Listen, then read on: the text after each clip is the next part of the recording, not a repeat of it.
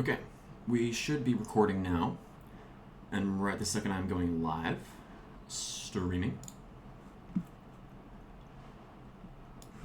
Okay, and so I should be live on Twitch right now. I think, I'm pretty sure we're live. I'm not 100% positive about that, but I'm pretty sure. So we are just kind of getting caught up right this second. If you're just joining us, I don't even know if we have any viewers yet.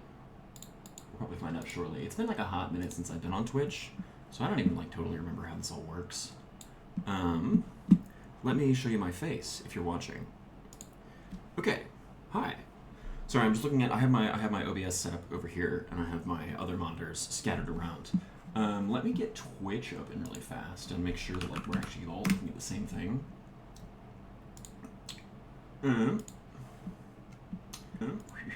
Okay, great. That's.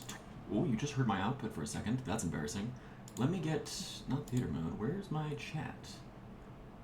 Where's my chat? Ooh, this is gonna be really embarrassing if I can't. Oh, there it is. Okay, great. And then there's some way you can pop chat out in its own window, and I don't. There we go. Pop out chat. Perfect. Perfect. Perfect. Perfect. Perfect. Okay, great. So I've got chat popped out, and I don't know if we have a single viewer yet. I don't think we do.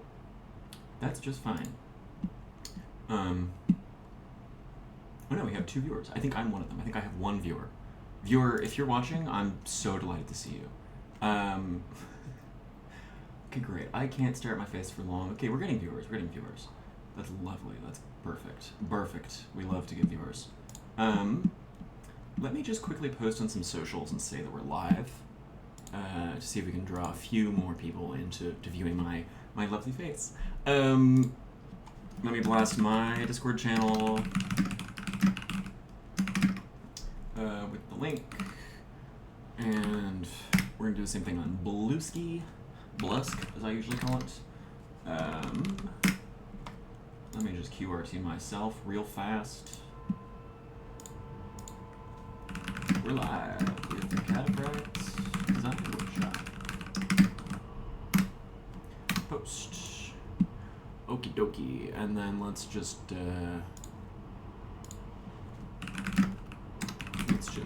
post this a few more places, just to be sure.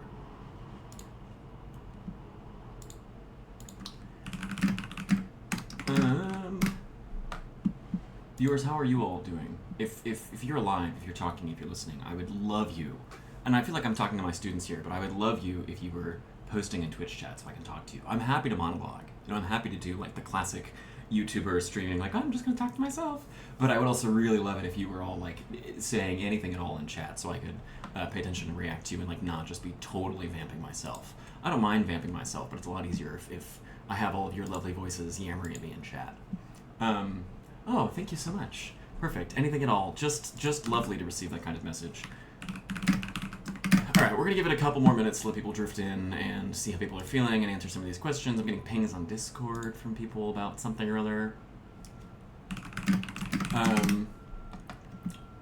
What's a cataphract? Okay, so a cataphract, here, we can figure this out, we can do this properly. Cataphractos. A cataphract is a form of heavy cavalry. They look like this. This guy? This is a cataphract. It's basically a term that, it's Greek in origin. It means like fully armored. You're like totally armored in your horse is totally armored. But it's basically a term that was used in kind of like Eastern Europe, the Mediterranean, the Near East, and sort of the Balkans, North Africa, sort of anywhere sort of like very old world, sort of Eastern old world, that was used for arguably like a couple of millennia. Not everybody was calling it a literal cataphract, but it was like certainly that kind of like, we're going to be a bunch of armored horsemen on a horse, is that. And so a cataphract is just an armored horseman, basically, in a specific kind of like Eastern Mediterranean context, which is the setting of my particular wargame, which is what we're talking about here.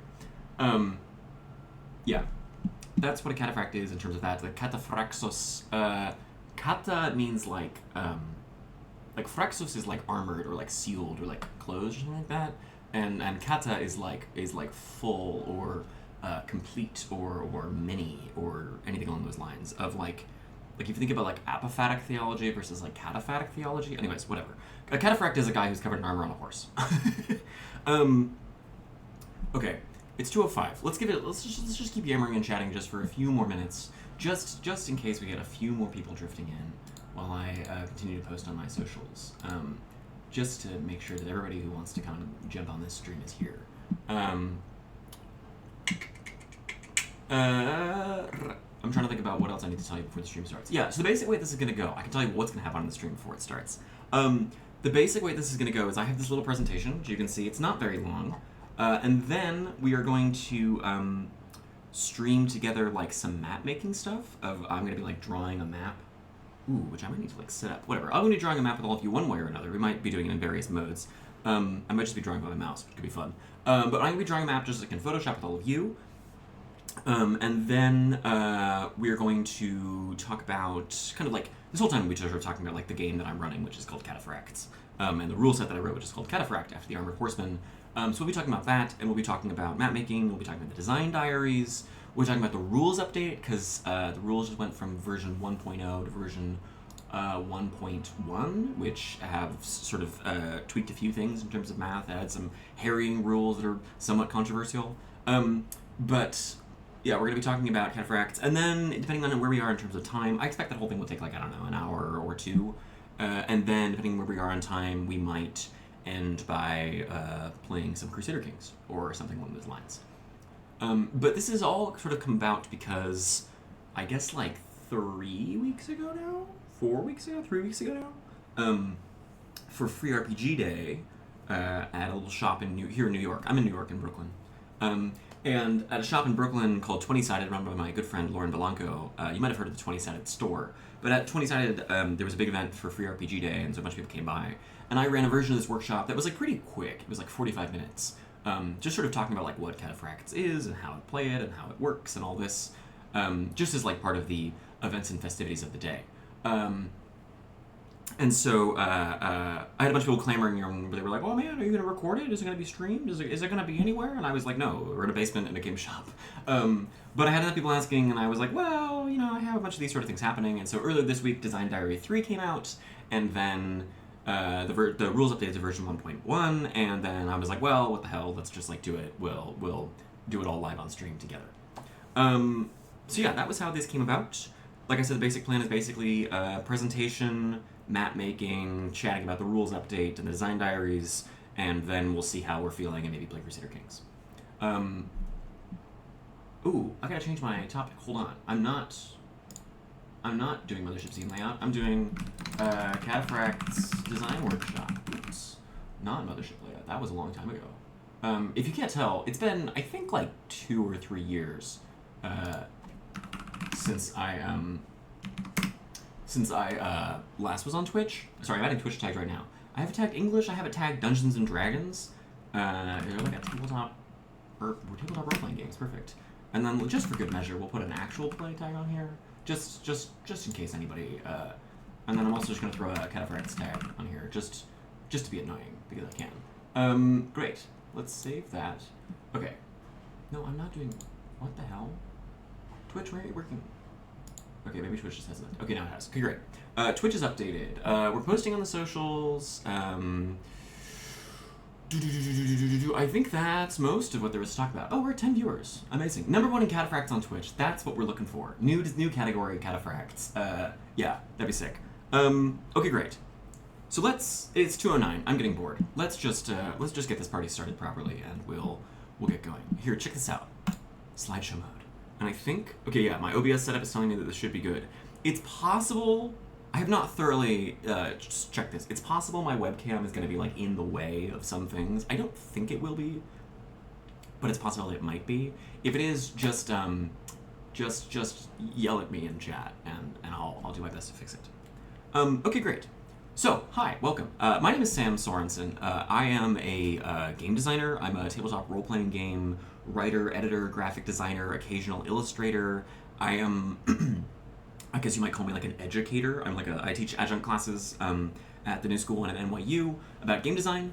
And I work as a consultant, and I sell some of my own role-playing games, and otherwise sort of I'm like living the freelance indie RPG designer lifestyle. Not necessarily recommended. At about I guess at this point, 4 months ago, I started running this game called Cataphracts. And Cataphracts, as this lovely little like Chiron is telling you down at the bottom, is a real-time play-by-post operation scale role-playing war game, which is a ton of words. And I'd like to talk about each of those in part.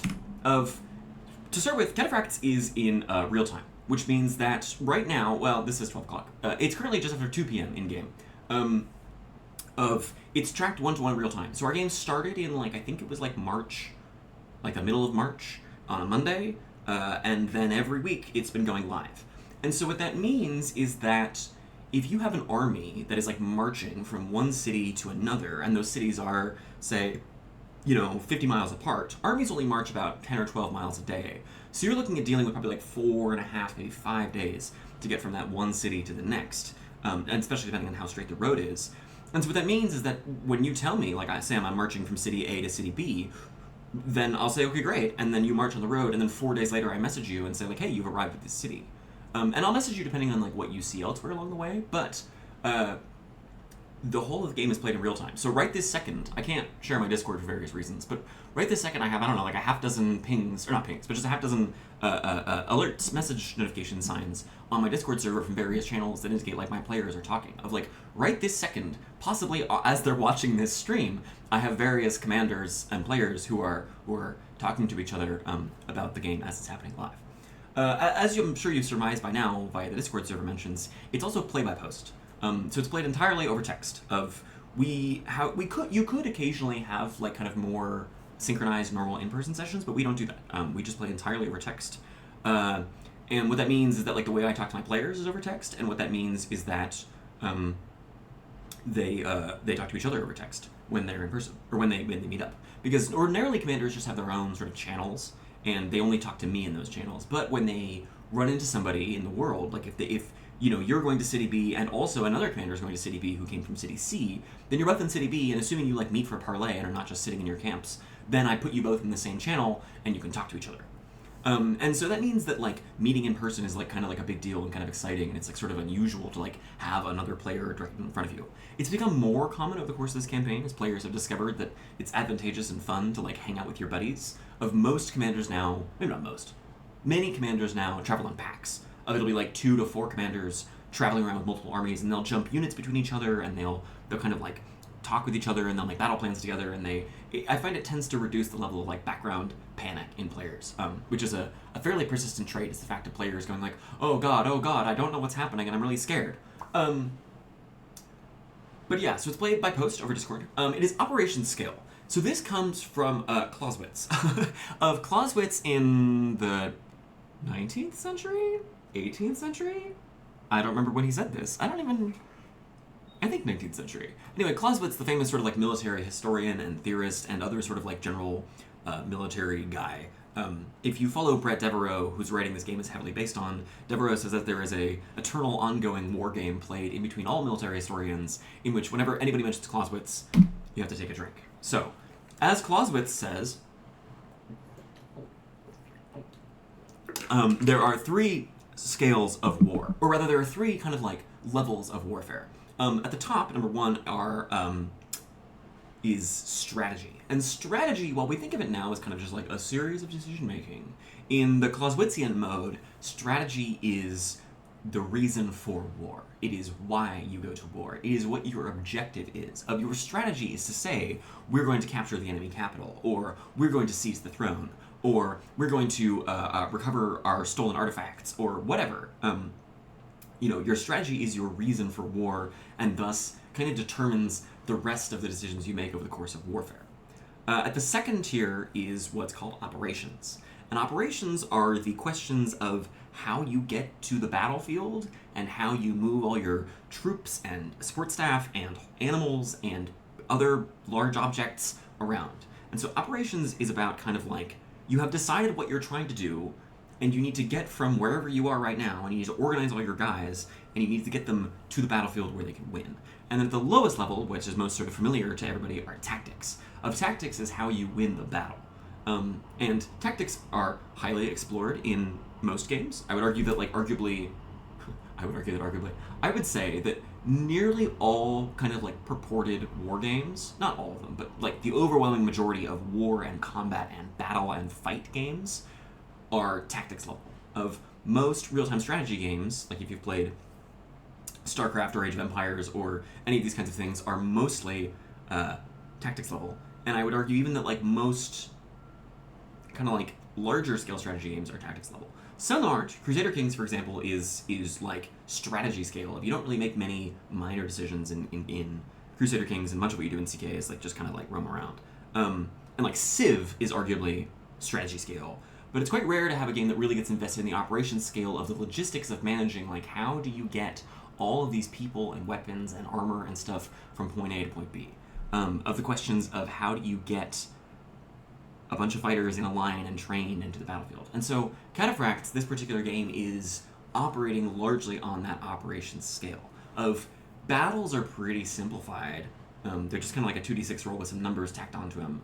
The math is pretty basic. It's not really all that complicated, but the level in which you're operating is that your overall war objectives are mostly decided for you. Like I started with 5 commanders for the 5 factions, and those 5 all kind of like had their overarching objectives decided for them. Of it was decreed basically in advance that like if you're playing the Novan Empire in my game, your job is to like keep all of your holdings and put down the rebellions. If you're playing the Khalkhanate, who are like a sort of different faith, then like your goal is to like take the Holy City. Of like I basically just gave these to my players of like the strategy had already been decided, and the tactics we just kind of allied with the dice rolls. And so what's left is all of that juicy stuff in the middle of how do you get all of your guys from point A to point B, and how do you manage all of your commanders and soldiers and all these things. Which brings us to role-playing. Of in Cataphracts, you play characters. Of everybody gets a character, much like a regular RPG. Of like in D&D you play Garzag the Mighty, and in Cataphracts you play, you know, like Commander Alexander Vronsky, right? If you play like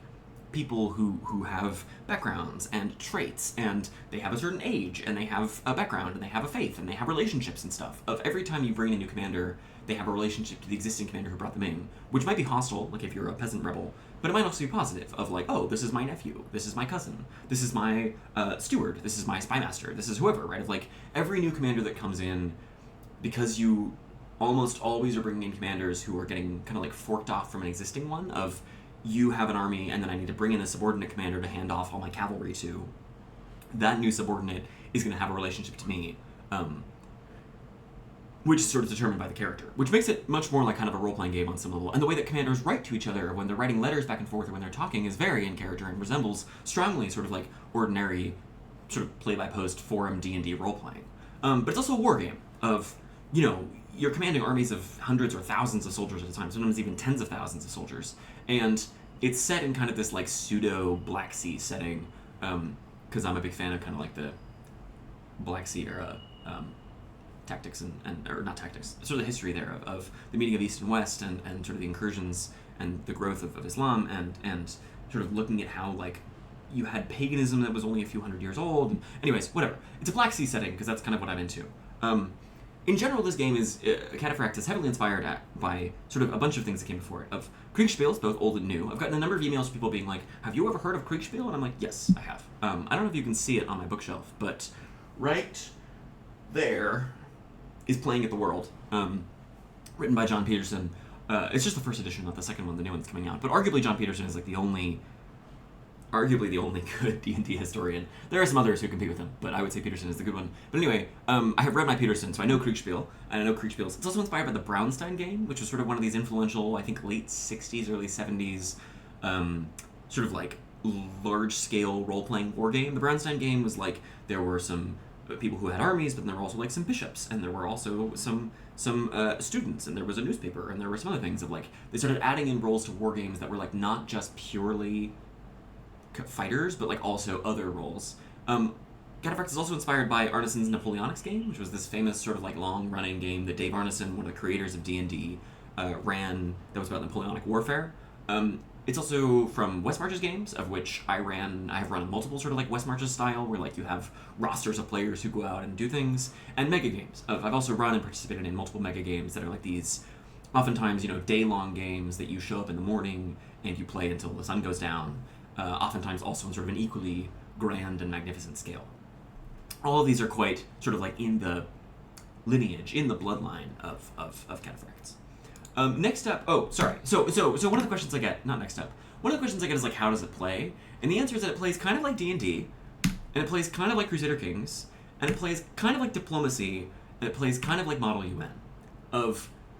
You get this intersection of like, there's role-playing, and there's backstabbing, and there's characters, and there's agreements and decisions and treaties and alliances and all kinds of things that are about sort of like how the relationships form in between people, while also like managing kind of like a crust of crunchy, detailed, nuanced complexities beneath the surface.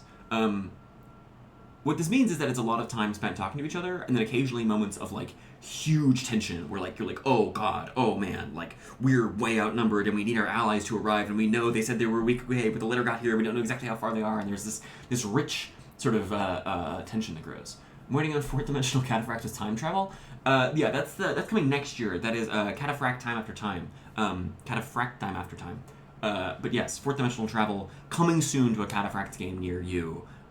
Get ready. It's going to involve 18 Discord servers layered on top of each other all at once.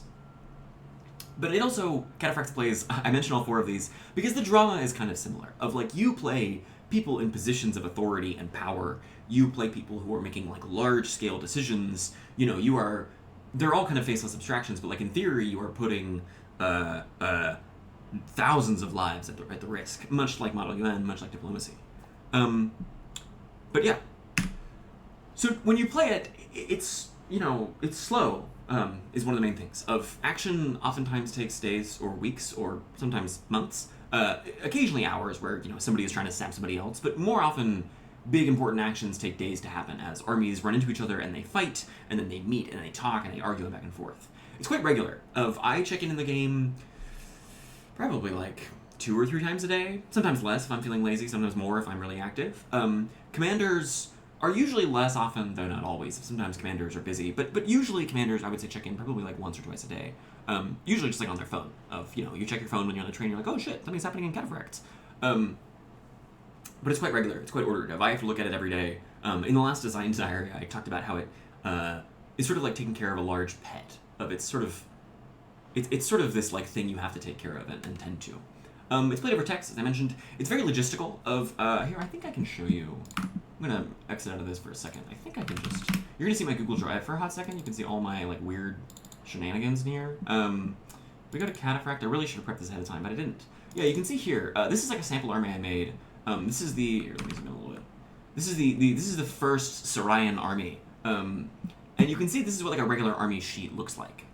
You have your infantry, you have your cavalry, you have your sort of supplies management, and all these numbers matter a lot. And so like every day, this army eats like 25,500 supplies per day, which means they have 250,000 supplies, which means they're about supplied for like maybe like 9 days. And every day, in theory, commanders oftentimes sort of lump this into a few days at a time, which is fine.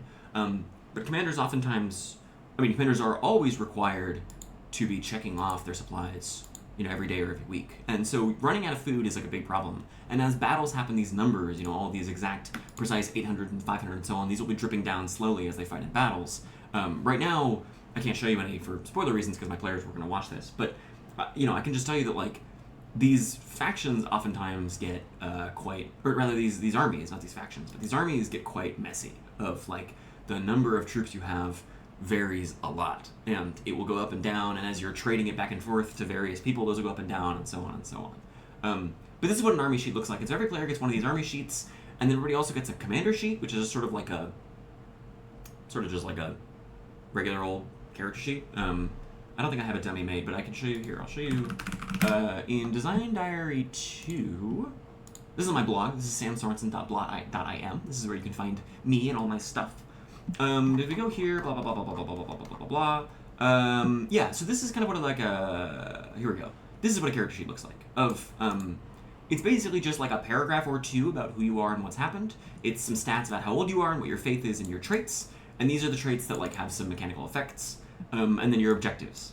But it's really straightforward. You usually don't get much more than this. I think the longest commander sheet that I've given a player is like a page and a half. They're quite compressed usually. Are really just sort of about getting like the punchy stuff out there and then let players kind of do what they're going to do. Back into slideshow mode. Okay, yeah. Logistical. It's mostly ignorant. Of players rarely, if ever, have like a super clear idea of what's going on, just because they're so limited in what information they have. Of a commander only sees like what their scouts see, which is just 1 or 2 hexes away. That's, you know, only like 10 or 15 miles from their column, which means they just don't know very much. Of the map is like really big. It's a couple dozen hexes in each direction, and that means that there's just like a lot going on, and you can't track everybody. Of, you know, right now I think we have something on the order of like 30 or 40 active players, not all of whom are always moving around all the time, but like they all could be moving around, which makes the whole situation very sort of like complicated and messy and multifaceted and generally kind of just like a big complicated problem to solve, and which means most commanders don't know very much at any given time, which is exciting. It's quite collaborative. Of trust is essential. What I put in this slideshow is like a little me humoring myself, because it's not totally essential. You could not trust anybody. It's not quite like diplomacy where you need allies in the exact same way, because if you have a big enough army in Cataphracts, you can kind of just stomp over anybody in your way. But it is pretty collaborative usually. Most commanders really like having other commanders they can work with. Most commanders really like having subordinates they can trust. Most commanders really enjoy writing letters and sending things back and forth, and otherwise sort of like engaging with the more social aspect of the game. Yeah, it's quite collaborative. It's quite unpredictable, as I mentioned. Of things happen all the time. This game has not gone at all the way I thought it was going to. I was expecting something very different, and instead it's, you know, sort of like the loci of battles and combat and where the theater of war is happening is not really at all where I expected it to be, which is cool. But it means it's quite unpredictable. It's very much a sandbox.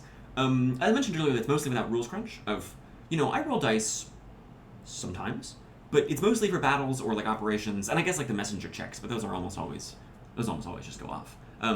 But you know, the rules are like 10 pages long. I've heard some people sort of kind of like half jokingly describe Cataphracts as rules like Campaign for North Africa. The Campaign for North Africa is this like legendary, I think 70s board game, sort of war game, made by SPI, which, you know, has like thousands of counters and things you have to keep track of, and takes weeks to play. It's like it lists the game time as like 1,500 hours to play or something like that. It's just this like absurdly complicated logistics World War II war game. And Cataphracts, I was sort of joking, like, because it's been running for 4 months now, technically we're more than double that 1,500 time playing limit, 1,500 hour play time. Technically we're way past that. But yeah, I mean, it's sort of the same idea of like it's a logistics war game, I guess. Campaign for North Africa has, you know, gigantic rulebooks and is much more complicated, and so on and so on. It's also just like a 1v1 of like a lot of those sort of like boxed war games of the 60s and 70s and 80s. It's like you could play it as like a 5v5 or whatever, like, but it's one faction versus one faction, and it's not as like saucy. It's not as like sprawling as Cataphracts can be in the same way. And like I said, it's open-ended.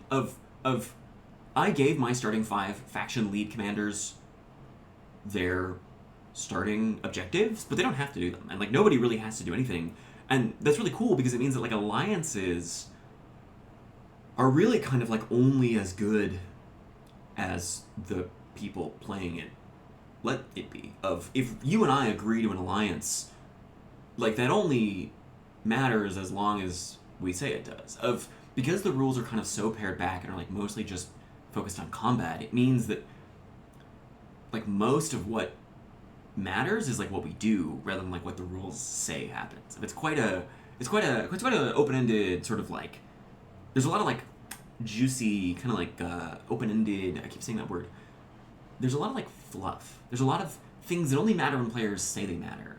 There's a lot of like flux and kind of like uncertainty that ebbs and flows as commanders make decisions. Of whether or not you're following orders is like a remarkably complicated question that the game doesn't actually touch. Of the rules that I wrote don't care if you're following orders or not, like from your commander or from your superior. Like all that matters is like whether you and your fellow commanders think or agree that you're following orders or not, which is cool.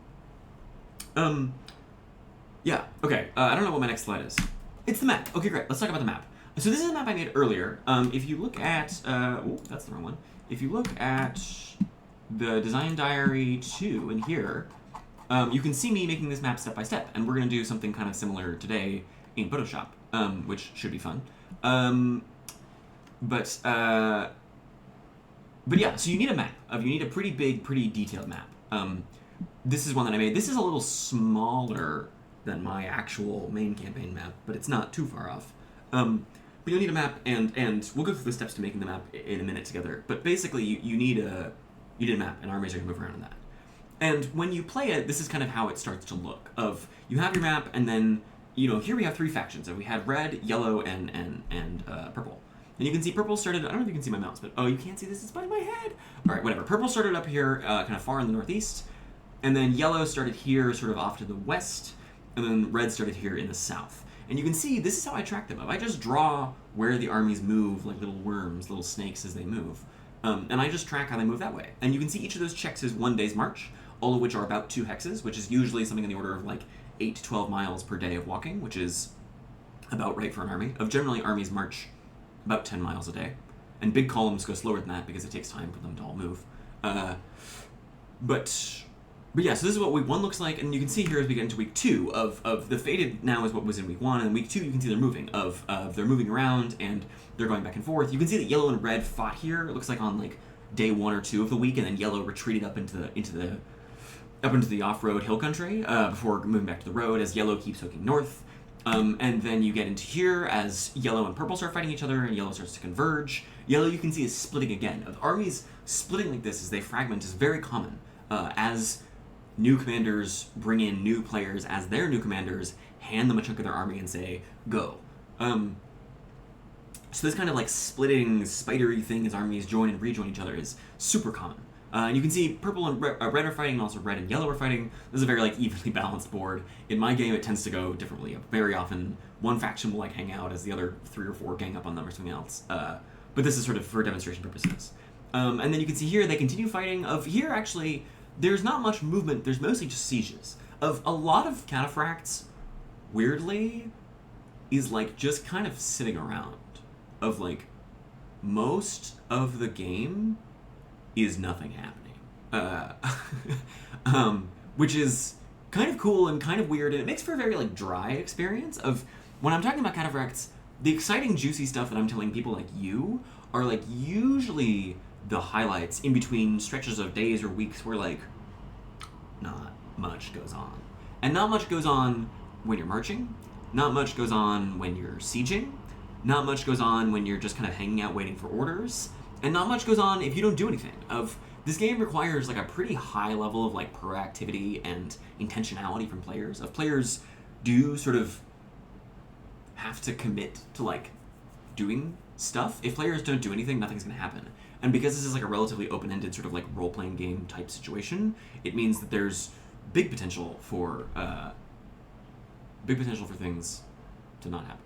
Okay, hang on. Somebody said, oh, lighting. Okay, hang on. I have one more light I'm going to turn on. Let's see if this makes my face any clearer and easier to see.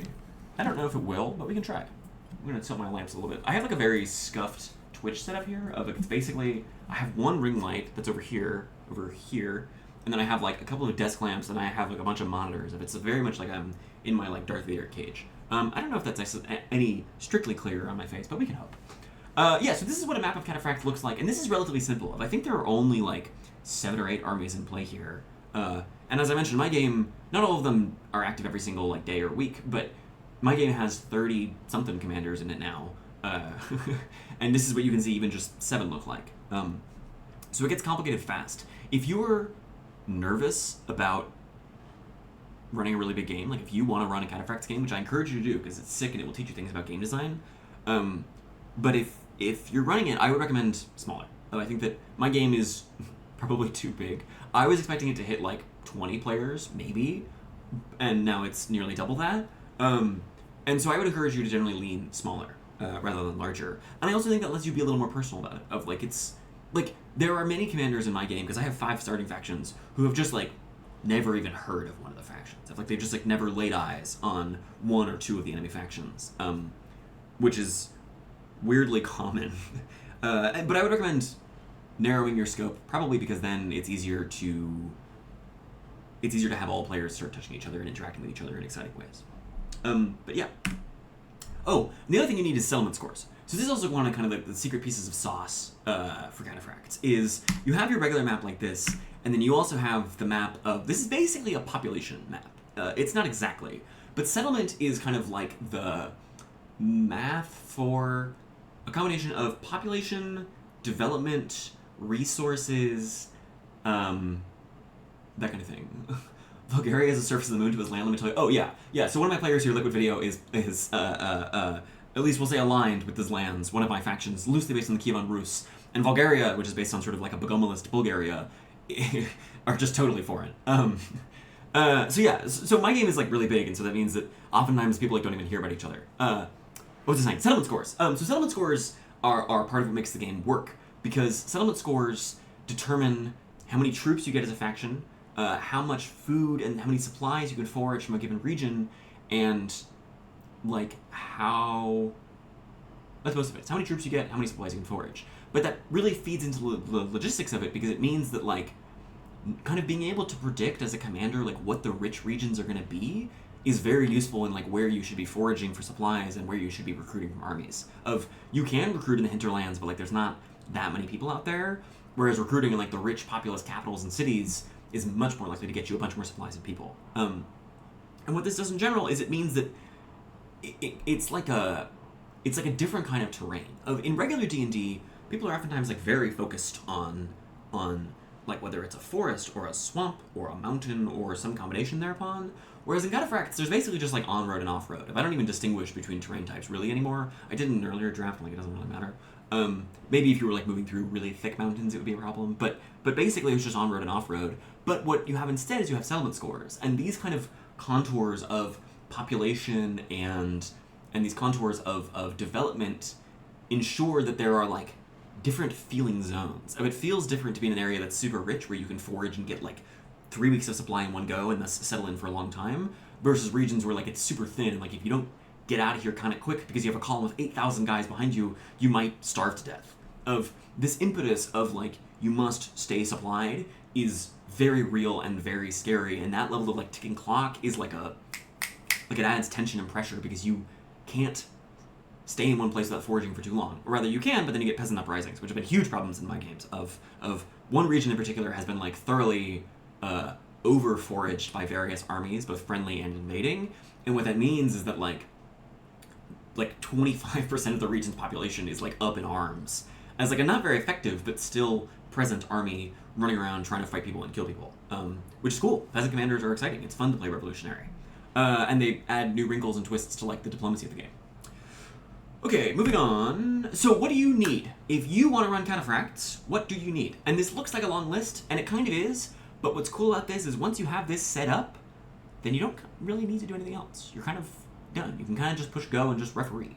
But you need a setting. As I mentioned many times, my game is in a sort of like Black Sea setting right around 1300, but you could put it almost any historical era. One of the perks of pre-modern warfare is that pre-modern warfare is not that different kind of where you are. There's like a arguably 1500 to 2000 year span from like 600 BC to like 1400 AD that like it's not that different of like the way the Romans were fighting and the way that the Angevin Empire were fighting. Like it is different, but like it's, as long as you assume that like there was rough technological parity in between your factions, which I would trust you to do, it doesn't really matter that much. Even like early guns don't change things that much.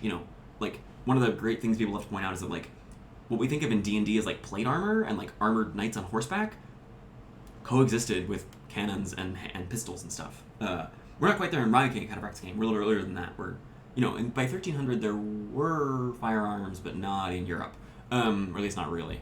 But yeah, you need a setting. And I know various people are running them. I'm trying to think of the games I know that are running. Multiple people are running their own fantasy worlds that are complicated and beyond the scope of me to understand. I know somebody who's running a sort of like Northern Crusades game.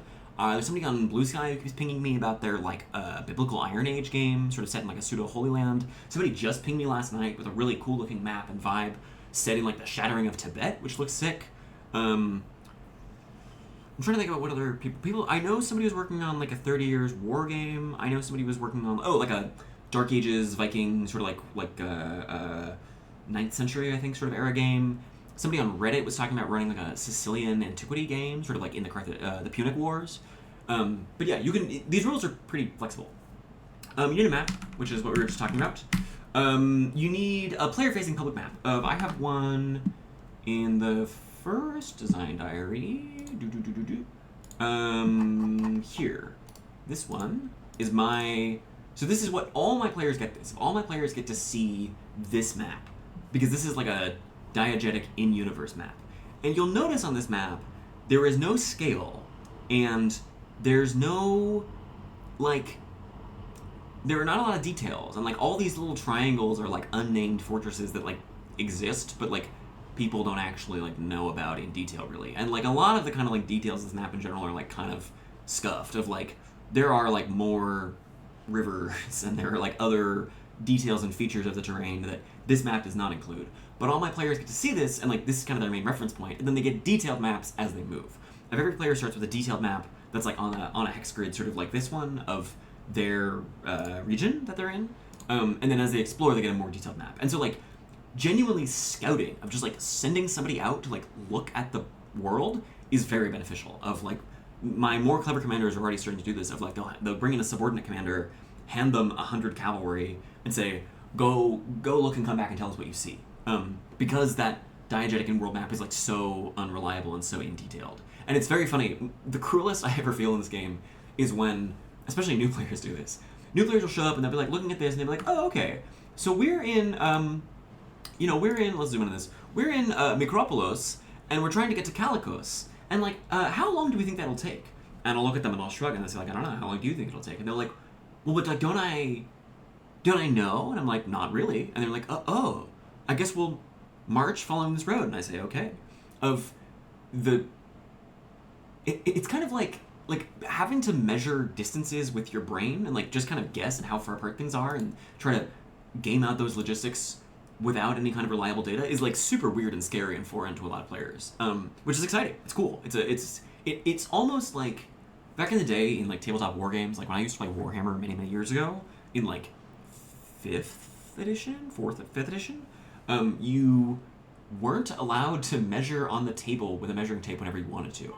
You just kind of had to like eyeball it and guess when your models were within, a foot or 2 feet or 18 inches or whatever of enemies. And so you'd say, I'm having my Tau Fire Warriors shoot at the oncoming orc boys, but like if you were out of range and then you measured it and checked, you just didn't know.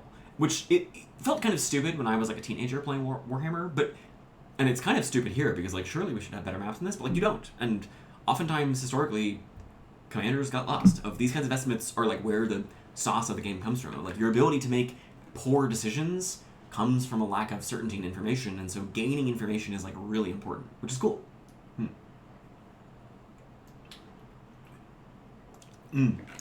Okay, so the map calendar. My calendar is really simple. I made my version of Cataphracts on like a 2-week design bender.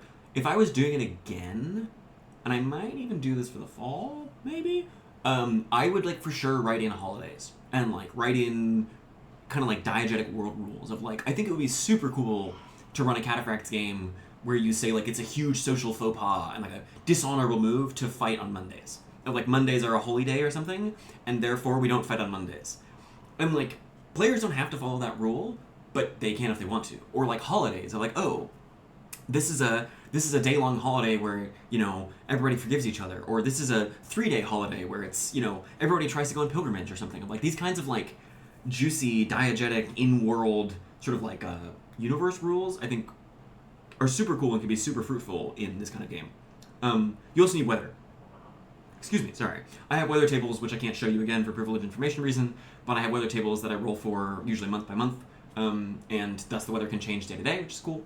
And weather can be impacting, like if it's super misty, your scouts might miss things, or if it's pouring rain or snowy, your armies slow down, yada yada. Early on when we started playing in March, snow was like pretty common, and players hated it because it meant that their armies were so slow.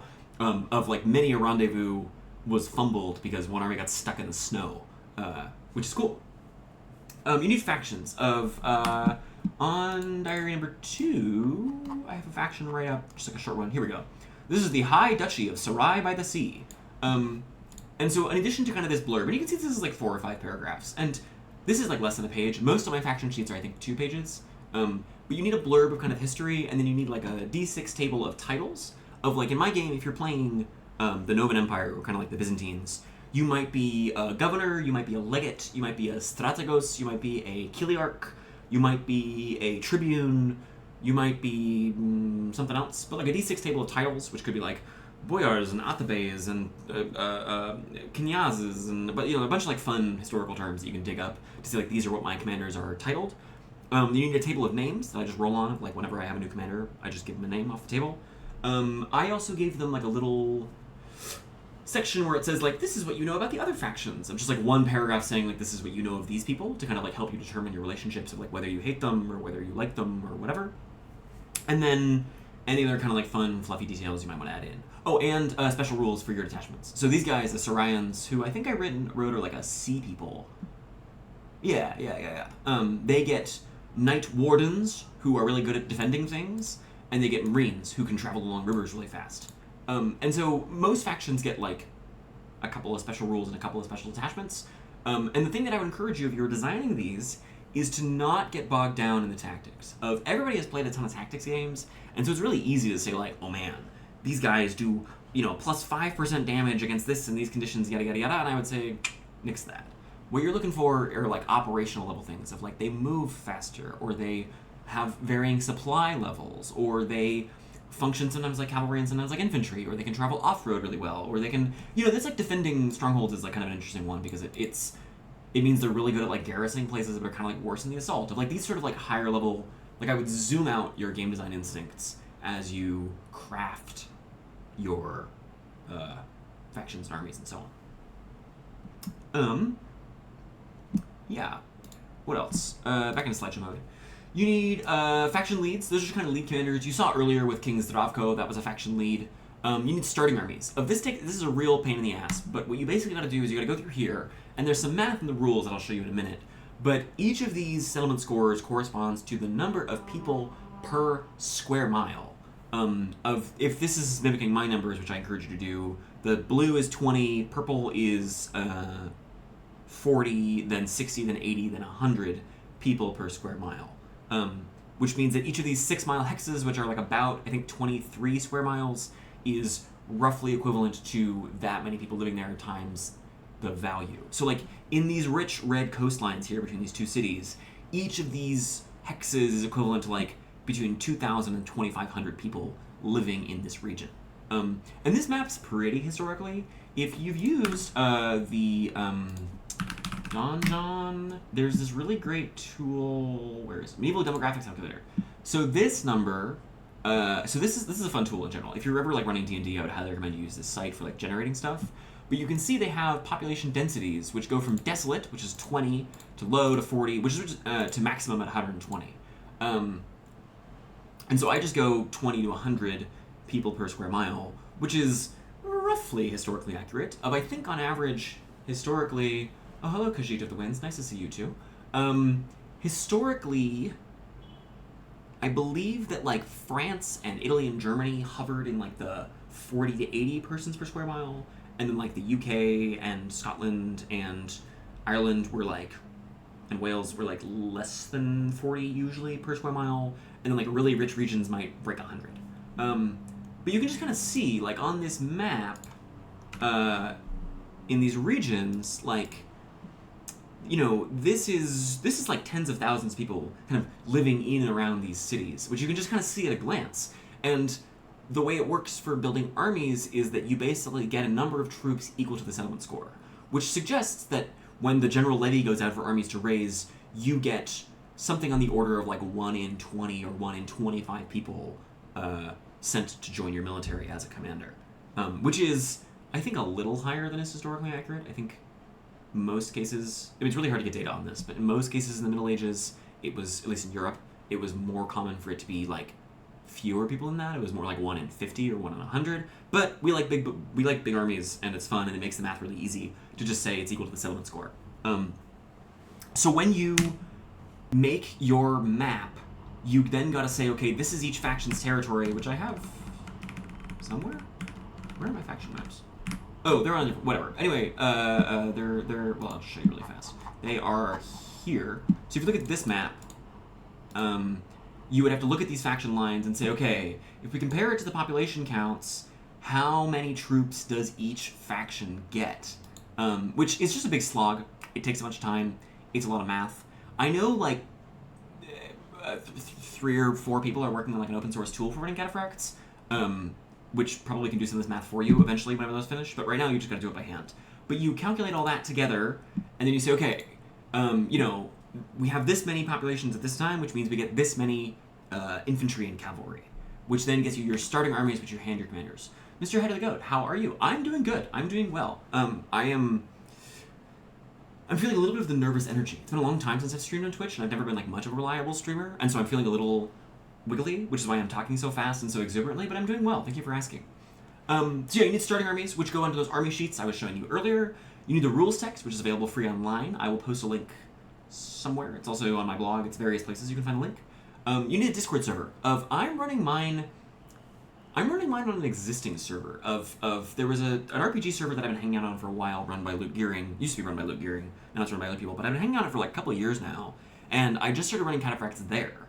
And I kind of recommend doing this because it means that you have a built-in audience, kind of, or like a built-in player pool of whenever I kind of like need more commanders for my game, I post on our like LFG channel and I say like, hey, the commander queue is almost empty. Does anyone want to come play? And usually people say yes.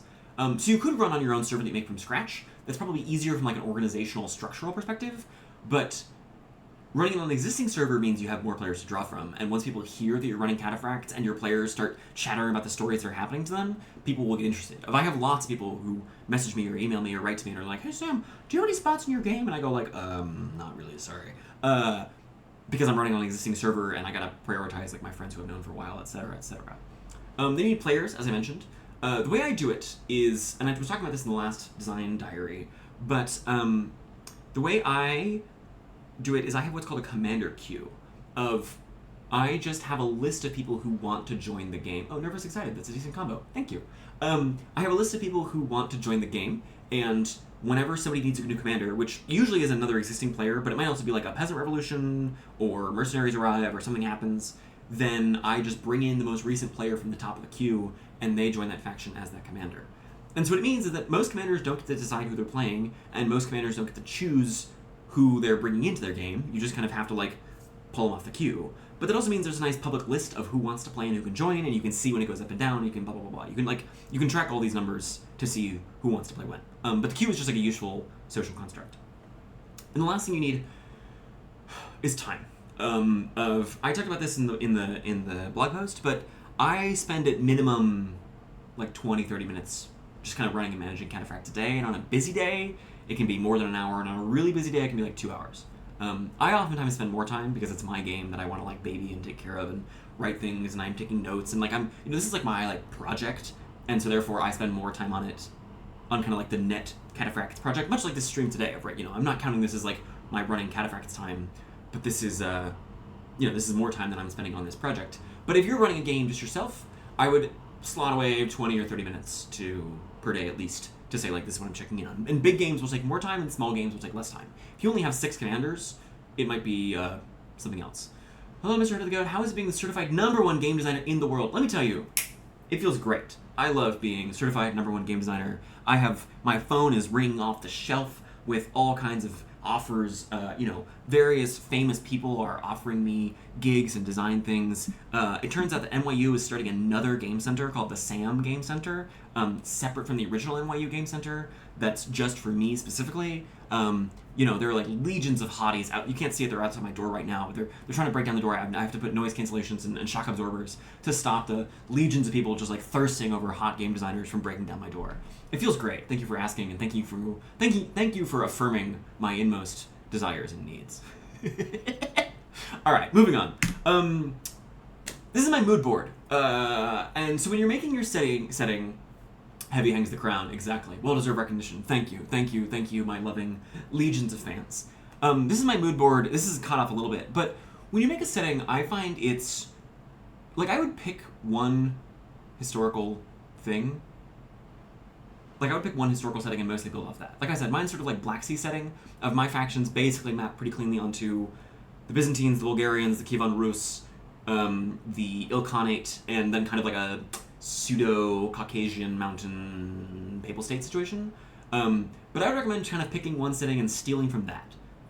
I've been doing two things lately: giving up Diet Coke, miserable, that is miserable, I can imagine, and redesigning Initiative for D&D, fun. I love redesigning Initiative. I have a lot of thoughts about it.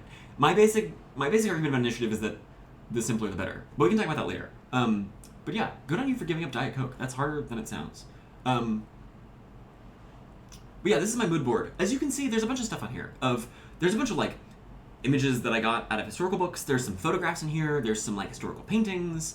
There are some kind of like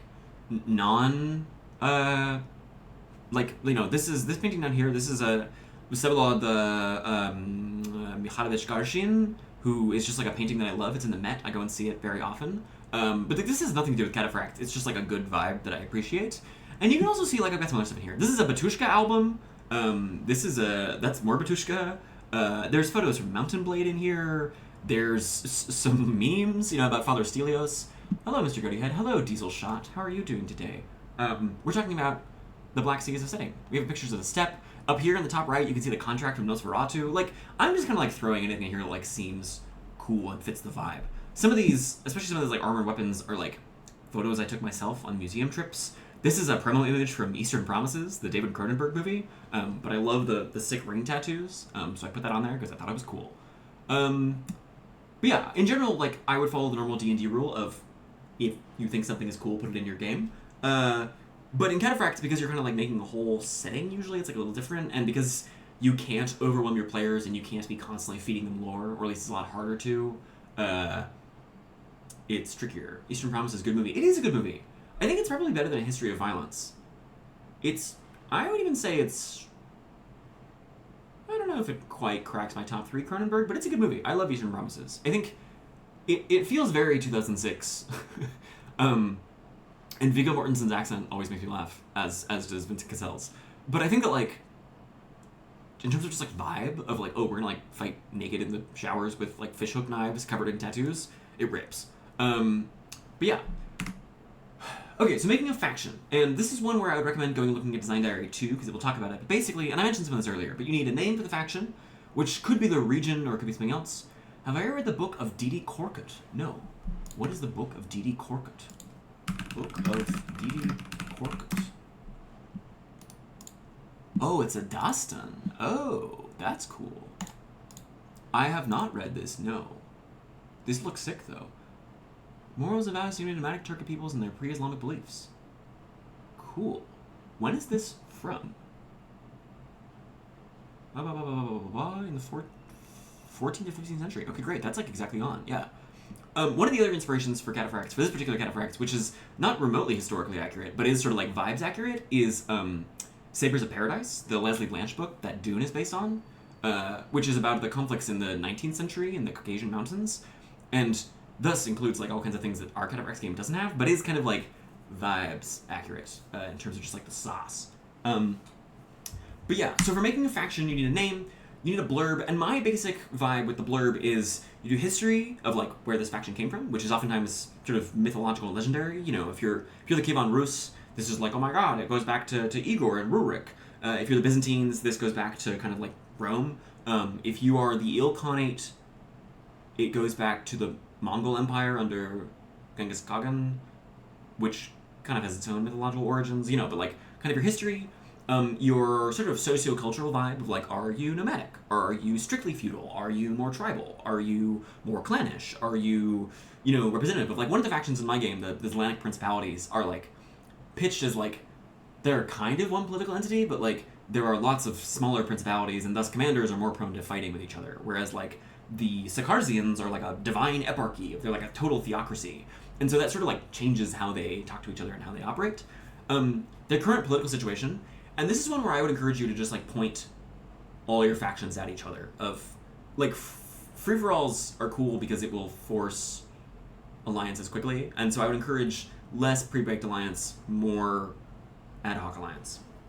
And then your inciting incident of, in my game, what it was is that the old emperor, Emperor Michael the Great, or Emperor Michael the Terrible, or Emperor Michael the Dread Emperor Michael, depending, has died, and his son, who is a snot-nosed little piece of work named Alexios has come on the throne, and he's young and he's weak. And when he called forth for all of his various vassals and clients to come and pay homage and tribute, they were like, no, screw you, we're going to be independent.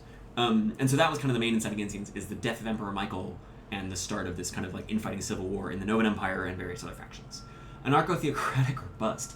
Anarcho-theocratic. What does that mean? Anarcho-theocratic. That's like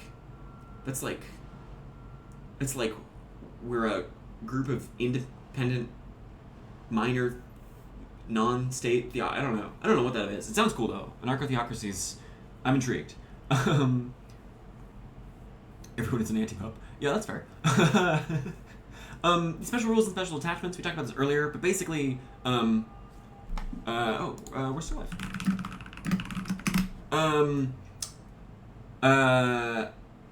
Yeah, special rules and special detachments of I usually give most of my factions like 1, 2, or 3 special detachment types. That was the Night Wardens and the Marines we were talking about earlier, and there's a bunch of those, and then oftentimes like 1 special rule. So like in my game, minor spoilers, the Ilkhanate, their forced marches go faster because they're good at cavalry. So if they have all cavalry things, they can go quicker.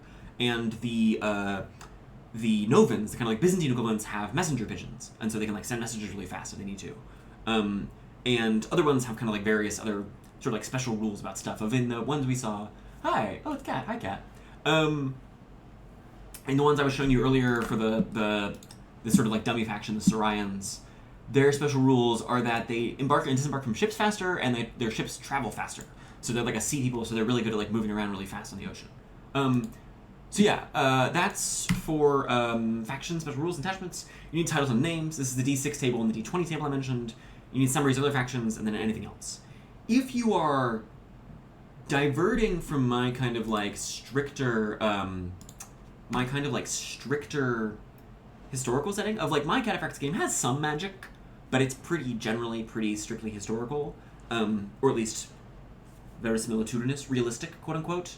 I don't usually include anything else. But if you're running it in a different kind of faction or a different kind of setting, where like you might have cannons, or you might have dragons, or you might have necromancers, or you might have all kinds of stuff, and like so maybe you might need like more stuff built onto your faction. But factions are a good way, like in war games, like Warhammer or Turnip 28. Factions are like a great way to say like, okay, here are some special rules that apply to all of these armies. This gets blurry when commanders start jumping factions, which happens sometimes. A commander will switch from one faction to another, but you can adjudicate that as you figure it out. I trust you to resolve those problems. And if you're running like a big high fantasy game, which I know some of the other Cataphracts GMs out there are, then you might have like lots of other stuff that goes on. You might have random encounter tables, or you might have magical timers, or you might have, Ascensions of the Archons, or all kinds of things that you might be building into your faction sheets. Commanders. We looked at that dummy commander earlier of King Zdravko the Tall, but they need a name, which includes titles and families and nicknames. Of basically all of my commanders have short form names and long form names. Of like, if we go back to King Zdravko, he is technically Grand Duke Zdravko Vasilievich the Tall Razumihin, and probably what most people call him is Duke Zdravko. But in his letters or in his terms, he might add different things like this. My general rule of thumb is that starting faction lead commanders get nicknames. He's the Tall. In my games, there's one who's called the Wise, there's one who's called Leathers, there's one who's called the Quick, there was one called Wolf's Head, there's one called Youngblood. Various commanders, faction lead commanders started with nicknames, but other faction commanders have to earn their nicknames. Or other army commanders, not faction commanders. Of like in our game, there was a peasant leader who slew a faction lead in a duel. They fought a duel outside of the city, and then he killed her in it.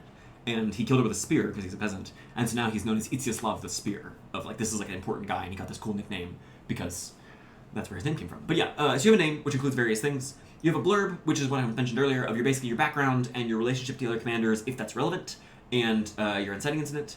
And then you get to your stats. The stats that matter are your age, which determines how good you are in single combat, which doesn't come up very often. It determines how many commander traits you get, which are really good, and it determines kind of like your general vibe.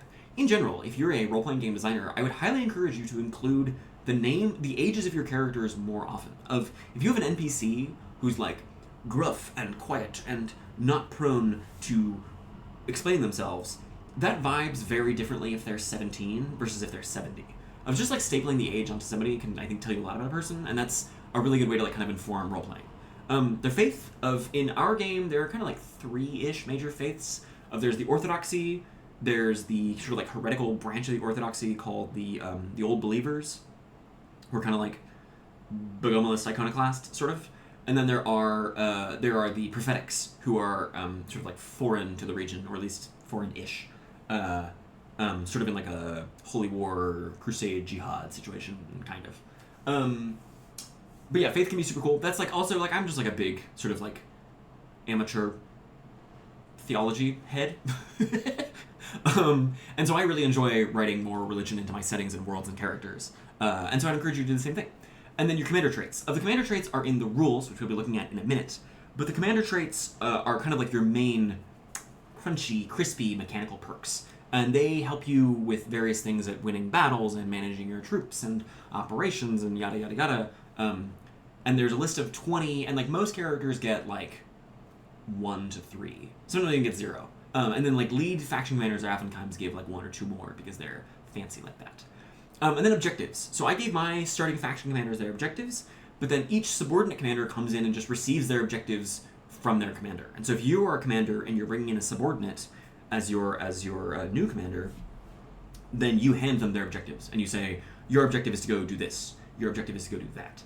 One of the cool things about Cataphracts I have observed is that by and large, most commanders, and that is most players, are very committed to following orders. Like, almost nobody willingly breaks orders or disobeys on a regular basis. They do sometimes, but it's rare, and it's usually for like good reasons, and it's kind of usually those things where like they're doing it because they think it's the better thing to do is to break their orders. Whereas like if you play like diplomacy or mega games or other sorts of games like that, it's very often that players will betray each other just kind of for fun. And it is fun to betray your friends. Same thing in like social deduction games. It's common to betray your friends just kind of for fun, and because oftentimes they're quite snappy. But in Cataphracts, which plays out over the course of months, staying loyal and like sticking with your team is really important. And so it means that those objectives, like most players do earnestly try to fulfill their objectives as best they can, but that gets complicated because very often your superior commander will send you off and you might not see them or hear from them again in weeks or sometimes even months. Like the grand cross sort of country adventure is remarkably common. Of an army will just kind of like roam off and take off. What are your thoughts on letting commanders earn traits during gameplay? Not by a published gameable system, but by narrative saying, hey, you've done blah, blah, blah, blah. I would do that. I think that sounds cool. The way... I honestly would be kind of inclined to write those out ahead of time. Yeah, maybe they're secret, maybe they're public. I would also... I mean, I like giving players explicit goals to achieve. If any of you were friends with me like 5 years ago during the Glog days, I wrote these things called Delta perks for Glogs, or like Glog Deltas, which were like specific things you could do to unlock specific perks. I think just randomly awarding traits is also kind of cool, just like on GM Fiat, I think is pretty reasonable. I also think that one thing I didn't do in this game, another thing that I kind of like wish I did, that I probably would do again, is have like special items of like if you sit the Crimson Throne, or if you bear the Imperial Diadem, or if you have the, you know, Holy Axe of the King that's foregone, you get X perk. Or it could be X perk, it could also just be like the social thing, but I think that like you could definitely do it via other kinds of rewards like that. Of like if you know, have X and Y and Z, then you get perk A, maybe. But yeah, I think I have not awarded traits to anybody unless you turn a new decade, unless you turn 29 and you turn 30, or you're 39 and you turn 40, which hasn't happened yet, but I think will happen at some point in this game. Because my commanders have birthdays, which is fun. If you're a commander in my game and you're watching a stream, go check your birthday. See if you've aged. So I would say if you want to just give more traits out, like I would do it. I would go for it. Yeah, go for it. Starting armies. We talked about this earlier also, yeah, you gotta add up all the levies, which is a big pain in the ass. Then you gotta figure out how many of them are heavy, and there's no fixed rule for this. My general guideline is that like you should start at a baseline of probably like 10% are heavy, and then if you're like a rich, wealthy region, then you probably have up to, I don't know, 50% heavy, maybe less than that. And then if you're like a more rural faction, you get more cavalry and more skirmishers. Skirmishers are really good. I think they're underrated. And then you get some special attachments of like, you might have the Night Wardens we were talking about, or the Marines. I don't have a good way for you to tell you how many of those special detachments you get. I don't even really think there's like a neat way to like math those out. I don't think there's like a cute not algorithm. I don't think there's a cute rule to say this is how many special attachments you should have. Like I've just eyeballed most of mine and it's worked out fine.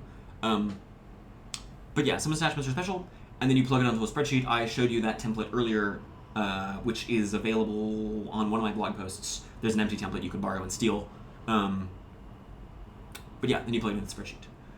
Yeah, I've thought about how it seems like my character should have some relics by now. Yes, it's true, probably. Probably all of you... Kat is playing... This is not a spoiler. Kat, my friend Kat, is playing a Sicarsian, like a theocrat. And probably you should have some relics that should do something, even if they're just for style points. Yet another thing that if I was thinking ahead, I probably would have added. Feels like symmetry and balance aren't particular, but hey to the fun here. Yeah. Symmetry and balance are totally, I think, overrated in general, and in my game are, like, not even intentional. Part of this is history, of, like, historically, most wars are not fought between equal sides. But also it's just kind of cool. Like, in my game, there are 5 starting factions, and 3 of them started with about roughly 15,000 soldiers. One of them started with about 10,000 soldiers, and one of them started with about 20,000 soldiers. And so far, the number of starting soldiers has not had a clear impact on success, really in any capacity. There are a lot more factors that come into things beyond raw numbers. And so while I understand that like there's like a game design instinct, and certainly a game playing and like game commenting on Reddit instinct, to be like, oh my god, these factions are unbalanced, that doesn't matter. Like, genuinely, I have not been able to see a difference between who... Factions that start with more guys might do worse sometimes, because it means there are more people to manage. You gotta feed all those guys. It's a big pain in the ass. At least a few of my commanders have asked me about, and this is legal, this is a thing you can do, of just disbanding detachments. Of saying, like, I have these troops, and, like, I just kind of need to get rid of them because they take too much work to take care of. Can I just send them away? And I said, like, yeah, sure, if you want to. Nobody's done it yet, but if you can. You want perfect balance, just flip a coin, big buddy. That's right. If you want balance, flip a coin. Yeah. Okay, mapping. We will be mapping shortly. But mapping is, there's kind of an order to this, about topography. Why not deposit those troops as garrisons? Because you still gotta feed guys in garrisons. And if you show up back to a stronghold that you're expecting to have supplies, and they have totally foraged out everything, that could be a big problem. But they do often do that too sometimes. But yeah, we'll be doing mapping pretty soon. But basically it goes, I do it in topography, and then rivers, and then cities, and then roads, and then fortresses, and settlements, core, and faction lines. Which you don't have to do, but that's how I do it. Yeah, thank you. So this was the presentation. This was the one, like I said, I gave this at 20-sided, this presentation at 20-sided store for Free RPG Day like 3 weeks ago, and at much requesting, I'm now doing it here. But yeah, this is sort of like my spiel of like, what is Cataphracts, how does it play? Yeah, I think now we are going to go into mapping. Let me think about the best way I want to do this. Well, first of all, let's get Photoshop fired up. Oh, and let's close InDesign, just to spare my machine. I have InDesign open because I'm a graphic designer for tabletop role-playing games. Well, are you closing? Hello? InDesign? Yes, I would like to save. Sorry. This is perks of me being like, oh my god, the stream is today, I forgot about this. Let's get Photoshop up and running. Because I'm going to draw in Photoshop because I am a fancy art boy. Yeah, I'm quite proud of giving all my commanders ceremonious/ritual objectives, i.e. conduct this ceremony in this enemy-held city to crown yourself legitimate ruler. Yeah. The symbols of legitimacy, it is hard to overstate how much those can matter. Of, like, I think House of the Dragon, the Hot D, the Game of Thrones show, has done a good job of this, of, like, the king is the one who sits the throne with the crown and the sword. And I think that, like, the more you can lean into that, the cooler it is. Of, like, what gets really cool is when you have, and this is, like, starting to happen in my game, finally. It's starting to happen in my game. If you have 2 commanders who both are claiming to be the lead faction commander, and they have other subordinate commanders running around, of, like, say 2 commanders are saying, I am the king, and then you have other subordinates to them who need to decide which faction to join, That's like a super saucy question. And very quickly, any symbol of legitimacy you can get yourself becomes really important, even just to other players. If you are trying to convince another human to say, back me, saying, I sit the crimson throne of the ancient city, really matters. And like that is like so cool to like watch that play out in like real time, of like watching the like levers of power literally turn before your eyes, and like making the decisions of like who seems like they'd be better, who seems more legit, who has more of the like the sacred objects. Super cool. Highly recommended. Okie dokes. Photoshop. Photoshop. Oh, you can see some of my old Photoshops. That's nice. Let's start a new one. Let's figure out. Pixels. We'll just do a nice 1920. Pixels, please. 1920 by 1080. So I have, you can't see it, but I have like a fancy drawing monitor over here that I like draw on for my maps normally. That's how I made mine. But it doesn't work very well on stream because I have to like hunch over like this and be like, oh yeah, I'm just writing over here. So instead, and also demonstrate the fact that like this kind of doesn't matter that much, I think I'm just gonna draw with my mouse, which is like a little insane. But we're gonna do it anyway. Oh yeah. Would tying those levers of power to physical locations of the map be a more or less essential part of the world building? Yeah, I mean, I think it's pretty straightforward to do. Why didn't my new thing work? Hello? Photoshop? I think it's very, I think it will happen fairly naturally. I would say basically just designate one place as the capital and say, like, this is the capital of this faction. And from there, like, that's what I did in my game. And from there, things have gone more or less smoothly. Of players are already kind of, like, making up questions about, like, where are the thrones, where is the power, yada, yada, yada. And players will fill that in yourself. I think that, like, I would not have more than a couple of important things per faction. Like, I would say really, like, limit yourself to the throne, the crown, and the sword, if you're going for that kind of angle. Okay, why is Photoshop not working? Hello? I'm so confused. Why are we... Okay, I don't know why Photoshop is, like, just, like, not working. Thank you, Adobe. Very cool product you've made. Only the most supported product in the world. So we're just gonna make a map on this one, and we'll just put this whole thing in, sorry, this is, like, not quite how I wanted this to go, but it's fine. Old demo map. Then we're gonna get rid of this. Okay, great. You can all see this map. Also in numbers, it's very funny to watch the faction with the least numbers run completely wild in the early game because of a single daring cavalry raid and their main target having a lead commander who's marched half the army on an insane logistical lunge who refuses to acknowledge how many troops are attacking his flank. Yeah, it's wild to, like, watch military egos happen in real time. There is a thing that I and my players have joked about, which is the mounted warrior aristocracy mindset, and let me tell you, that's real. Like, players get it into their heads that, like, we are the mounted warrior aristocracy, therefore we're going to do the glorious heroic charge, and let me tell you, it goes bad very often.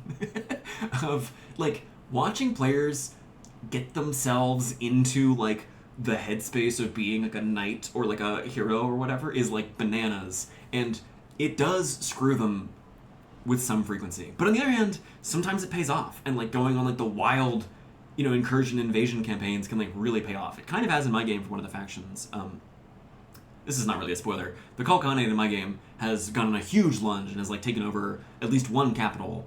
They maybe have lost it, but, you know, like, it's cool to, like, watch the simulation of the military war game, like, happen in real time. Okay. So like I said, I'm just going to be drawing with my mouse, I think. And one thing I want to do I have a palette? I do have a palette. Okay, great. I'm going to grab my little palette here and say, here's my palette. Oh, that's the wrong palette. Whatever, it's fine. We'll make a new one. So first thing we're going to do is we're going to make a new palette. Let me just hide this again. Like I said, I'm doing this in Photoshop because I'm a fancy art boy who went to art school. But you can do this in, like, really almost anything. It doesn't really matter what tool you draw it in. The faction I give horse archers to have immediately started LARPing Genghis Khan. Oh, yeah. I mean, it is essential to LARP the Turco-Persian, or even just Turkic horse archers. Like, it's required. I would say, truthfully, if you're going to do one thing in Cataphracts, other than have armored Cataphracts, it's have horse archers. Like, it's just essential. Alright, let's get ourselves some terrain colors. Let's grab a nice sort of, like, dull greenish. Yeah, one of these. Okay, and now the first thing I'm going to do, you can kind of do this two ways, which is sort of literally top down or bottom up. We're going to start bottom up this time, because I think it'll be a little more fun. But the first thing you want to do is you just start drawing some terrain lines. Who's got a cool... Well, do I have a cool shape? I have a cool shape. I'll draw a cool shape. Let's draw like a funky coastline. Like, okay, we're going to start here. We're going to say, yeah. Oh boy, we are chugging on my machine today. That's fine. This is going to look super jank on stream. Rest assured, it looks even more jank on my screen. Drawing. And actually, we're going to go off of my fancy drawing tool here and just use a regular old hard round. We'll do one of these. Yeah, give me 95% hardness, just like me, 95% hard. Okay, great. Now we have this, and we're gonna tag in just a fill layer. Now you can see we're starting to already kind of get like, you can kind of see the land here. And then we're gonna scale up in color up to kind of like one of these. Is this gonna show up? It will. Okay, great. And we're gonna make a new layer. And the way this works now is you kind of just loosely draw your coastline. Jank brings character? Yeah, it does. And you don't have to follow it so closely, but you kind of just broadly, you just kind of, just sort of generally, just sort of like loosely trace your coastline you've already drawn. And in fact, we're gonna like then throw in some bubbles here, kind of like, there's gonna be some kind of like low hills in this kind of country. Be like, oh, look at this low hill. Ooh, look, this peninsula has like almost a cliffside, kind of a steep cliffside. That's kind of spooky, wow. And then we're gonna fill these in too, the same way. Bam. What? Oh, God. Oh, that's not good at all. That's really bad. Okay. So my computer is struggling because, well, maybe it's, oh, that's not good. Okay. That's bad. Let's not do this in Photoshop. Let's sorry. Let's go back on my word, and I will prove to you that I am not a fancy art boy by using the humble paint.net. Paint.net, if you don't know it, is the best free Photoshop alternative, IMO. Someone exit, sure. It is going to mess me up because I don't quite remember how this works different from Photoshop, but it's fine, we'll figure it out. But it has layers, it has all the normal things you'd expect, and we're going to try this again. MS Paint is good, except that MS Paint doesn't have layers, because MS Paint is not quite good enough. How big is this? Oh, yeah. Okay, great. Now we're going to grab another similar color. Man, we love live streaming, don't we? Give me my full, let me make it darker, yeah. Yay, paint.net, we love paint.net. Okay, and let's draw a similar version of the map that we just had. We had a little like peninsula situation here. And you can see the part of, actually, I kind of appreciate this because it shows like, this whole thing kind of like, it's more chill than you might expect. Like, your map, on the one hand, is the determinant of, whoa, what the hell was that? Where's my fill tool? Your map is the determinant of like how your entire game is going to go, but also, again, because balance kind of is fake, like it kind of like doesn't really matter like what happens. Like it's kind of chill because like your players are going to figure it out and like they'll just kind of like do what they're going to do no matter what. And as you can tell, I really like drawing maps. I enjoy the process quite a bit. And so we're just kind of throwing some islands in here. Truthfully, in my game isn't like a big peninsula, sort of loosely modeled on both Anatolia and the Italian peninsula. And I can tell you, my players don't use boats very much, even when they probably should. But I know in other people's games where there are like bigger inland seas, or like in one of my games, one of my referees has been talking about how he wants to have like ice that melts at different times, and like you can walk on it sometimes, and so on, which sounds sick. But like my players don't use boats very much. I think kind of probably to their detriment. Truthfully, but you can totally do islands and do sea campaigns and stuff. Like, it's all very viable. And now we're just going to kind of, like, trace this coastline. We're just like, oh, yeah, it dips in here, and it flows this way. And then suddenly you go, whoop, there's like a cliffside there. That's cool. Like, oh, man, it's kind of steep over here. Cool, we like that. And once again, we're going to kind of, like, draw some little, like, kind of, like, hills in here. And you can honestly get, like, really granular with this if you want to. Like, you can make these topological or topographical maps, like, really zoomed in if you want to. I don't think you really need to, but it can be cool if you like that kind of thing. We'll do this. I'm just like, oh yeah, there's like a big spiky hillside right here. And then we're gonna grab our fill tool and just fill. Ah, why are you not sealed? Oh no, you don't do this a different way. Okay, hold on. Oh no, this is gonna be harder than I thought. Paint.net. If we have a Paint.net expert in chat, there might be a faster way to do this than having to trace the entire exterior. Oh my god. Oh, and it doesn't have shift clicking. Oh no. Okay, this is gonna be a huge mess. We're going for like a really, partially because I'm drawing this with my mouse, we're going for like a real, the vibe of this is gonna be a fridge painting. This is a finger painting your nephew makes and you put it on your fridge. That is gonna be my Cataphracts map for this demo, which I'm really gonna be proud of and put on YouTube for everyone to see forever. Okay, great, so we got that, and then we're gonna fill this. Why aren't you working? Why aren't you? What? Oh, I'm on the same layer! Oh, no. I made a classic blunder. Oh, no, I'm such a baboon. It's fine. Where is my eyedropper? Eyedropper. I was just joking about it. Everyone's going to preserve this for all eternity, and it's even more true. Okay, and then we're going to grab our different color, like so, and change the alpha a little bit, and redraw these lines. Whoop. And we're going to be lazier and faster about it this time, because I'm running out of time. We have a cliffside there, and a cliffside there. And we have this kind of thing, and like another one of these, and another one of these, and I probably have one or two things on here, but I forgot what they were. It's fine. And then we're going to fill these in. There we go. There we go. Look at that lovely fill. And now we're going to have another layer. I usually aim for like 5 or 6 layers. If you're doing this in feet, a layer probably is something in the order of like 500 feet. You know, that puts your high mountains at like 3,000 or something like that. Ish, give or take.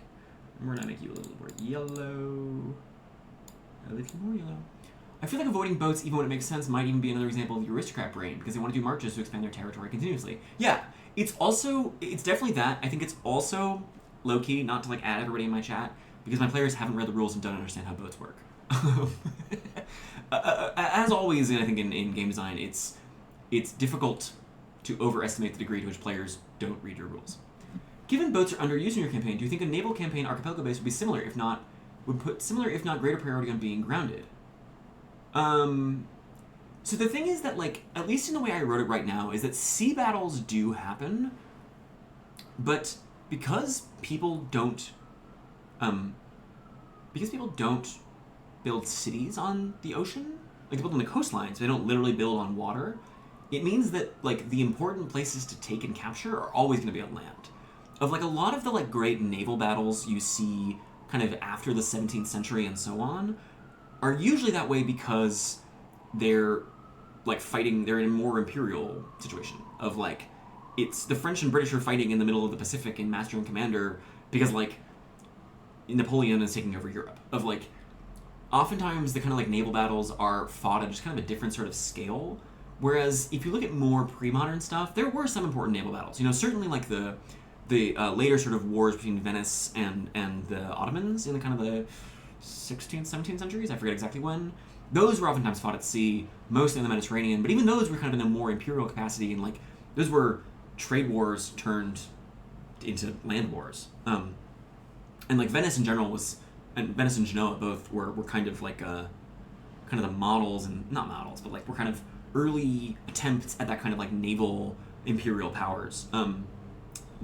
So I think that if you ran an archipelago-based game, you would see people using boats for transport, and maybe even have some big decisive sea battles, but I suspect still the important deciding battles will be fought on land.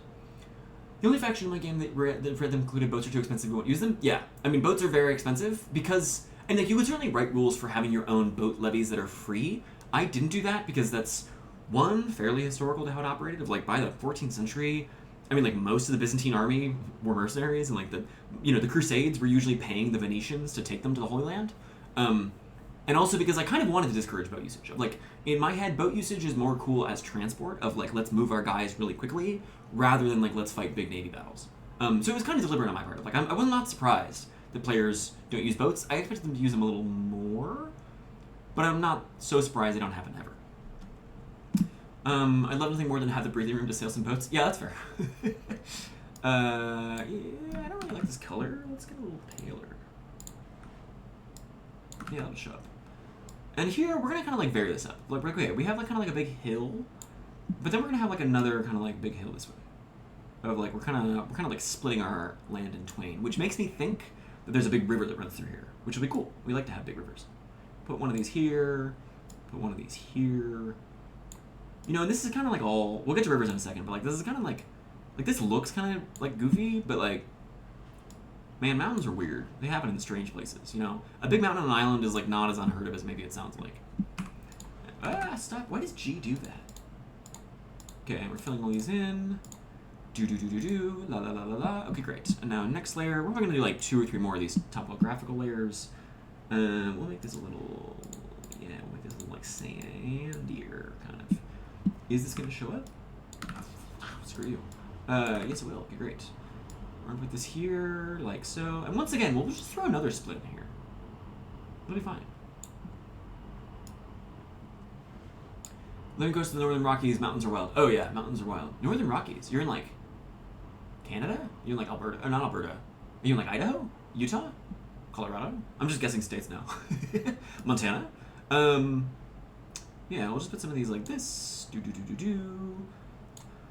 Topography is fun. Actually, fun fact, my map that I use in my game, I did not make myself entirely. I actually got my original Vorea map from my good friend Jason Ripplinger, who is, BC. Ah, that makes sense. My good friend Jason Ripplinger, who is like a, sort of, was for like a hot second like a semi-professional cartographer, and he just like had a bunch of topographical maps, and I just like stole one of them that he had sent me a long time ago and used it. Presumably, if I ever like decide to like launch something big, I'm gonna have to like pay him some money for the rights to use those or something. I don't know. We'll see. But yeah, I actually didn't make my original topographical map, so all this is kind of like reverse engineered, but it's fine. Let's do 1, maybe even 2 more layers, and this one we can get like really kind of like pale and slimy with it. I love a good pale and slimy topographical layer. Oh yeah, look at that. Look at that. We'll put one of these. If you get these kind of like long, skinny sections, my advice is to break them up and put them in like dotted lines. Because those are your mountain peaks. Mountains often have that kind of dips in elevation because those are the mountain heights, the summits. Let's do one of these kind of here, like this, then kind of like this. You know what, let's just go crazy. We're gonna put a spike right here. There's a big, tippy tall mountain. And like I was saying, you know, if these were, we haven't put the hex grid on this, so this could be huge. But if we're looking at like, you know, probably I'm thinking like 20 to 30 hexes the long way, and then probably like 15 or 20 the short way, you know, that's only a few hundred miles. That's like the size of like a smallish country. So probably these are not huge Himalayan-sized mountains. Probably these are like, probably each of these gradients is 500 feet, give or take. And so green is 500, light green is 1,000, and then we get 1,500, and then 2,000, and then 2,500. So this is like a 2,500 foot height, which is like pretty tall. Like it's like a big mountain. I'm not so far from like the Appalachians, and like the Appalachians are big and they get bigger than that, but not like astronomically huge. More fills. And already I'm sure if you're like an RPG designer, your brain is like ticking about like how to name these things, of like, oh man, look at these like 2 mountains together, like that's so crazy, like wow. I'm sure there's like stuff that's in there. I'm sure these are called like the 2 sisters or something. Let's do just like one more layer. We'll make this one like a little blue. Just get a little freaky with it. Grab this. Oh yeah, look at that. Horrifying. Terrifying. Oh wait, I need a new layer. Wait, am I stupid? I've confused myself. What layer is this? Okay, that's that one. Okay, great.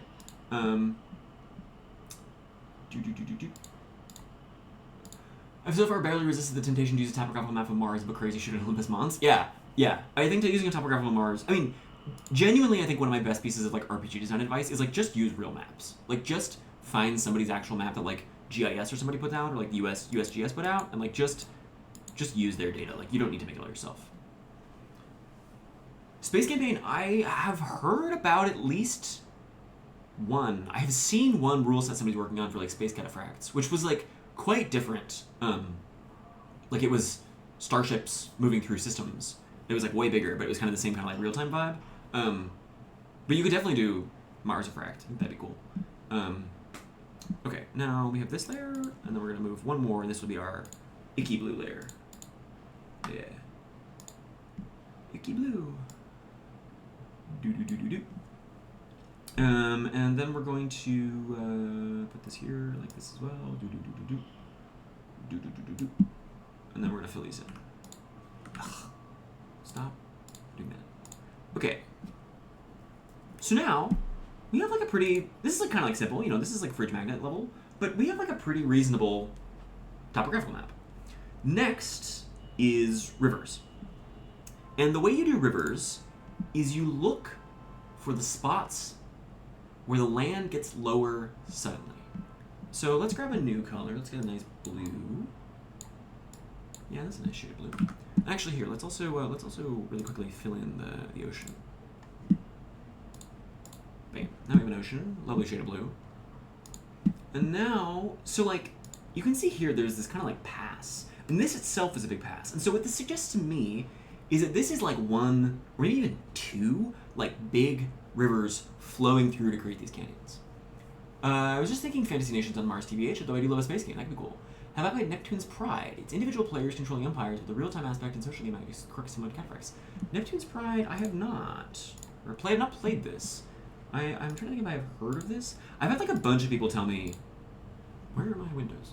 I've had a bunch of people tell me that there are things similar to Cataphracts out there, which doesn't surprise me at all, truthfully. Neptune's Pride. Oh god, I'm sorry, I have too many windows open. Oh, this game! Yes, I saw this a few weeks or months ago. Yeah, this looks very cool. It's kind of like, I mean, this looked like almost, not exactly like Cataphracts. It's like a little, my impression of this is that it was a little less logistics-y and like a little more politic-y. But yes, I have heard of this game. It looks pretty cool.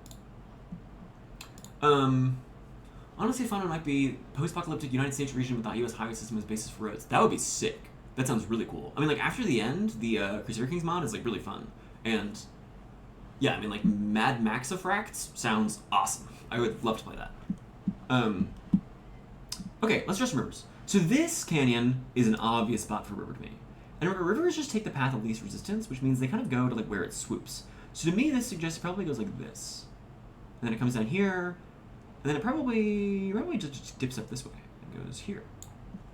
And then probably there's like a big beefy river that flows in this way and just kind of goes straight like this down. And probably this is like a really old, really important river, because if you look at this, like just thinking about how erosion works, rivers carve open mountains. And so this huge canyon in between these two mountains, which is probably like, you know, I'm gonna guess like 30 miles across, is probably like a really big, mean river canyon.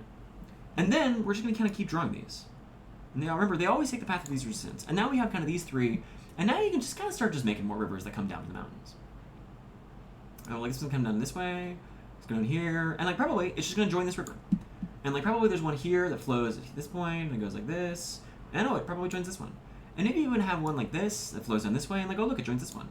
And like probably this canyon had like something, so like this one flows like this, and oh look, it joins this one. And then blah blah blah blah. Like as a kid, I was always like, why are, or if you watch the Annie Austin videos, I always wonder like, why are like tributaries so much more common than distributaries, where rivers split? Like why do they always join flowing downhill? Why do they never like split off? And it's because if you kind of like start drawing them topographically like this, like it makes a lot more sense, like why they flow this way is because they're all looking for the path of least resistance, not unlike myself, and thus they have a strong tendency to kind of just like flow where it's easy. And oftentimes the easiest path is where a river has already gone. Any spots? Oh yeah, there's definitely one here, like this. And there's definitely one like this. And just to be cool, put a big, actually that's not quite right. Put a big waterfall right here. I'm trying to think if there are any other obvious spots where rivers should go that we don't have one. I think we're probably chilling. Oh, we can put on the sound. Zoop. Yeah, okay, great. So now, let's go back and refer to my thingy. Let's go to here. And let's take a gander at what is next in not starting armies. Making command, making faction, making a map. Where's my map? Making a map. Topography rivers. Okay, cities and towns. Okie dokes. Let's go back to paint.net. Let us do cities and towns. So let's do cities first, and let's get ourselves a nice white thing, and we're gonna make a new layer. And so we're looking for, I'm gonna make this a small map. I'm gonna say probably looking at only like a handful of big cities. Most roads, at least around where I live, follow rivers because those tend to be the paths of least resistance people as well. Yeah, roads definitely follow rivers. Like a river road is a very common, normal idea. So let's put a big, and cities usually want to be on rivers as well. So let's put a big city here. And actually, can I make this a little more shiny? There we go. Let's put a big city here, and let's put a big city probably like here. And probably put a big city over here. And then we'll probably put one like in this river valley. Like I think we'll put one here-ish. So that's 1, 2, 3, 4 big cities. We can add a couple more.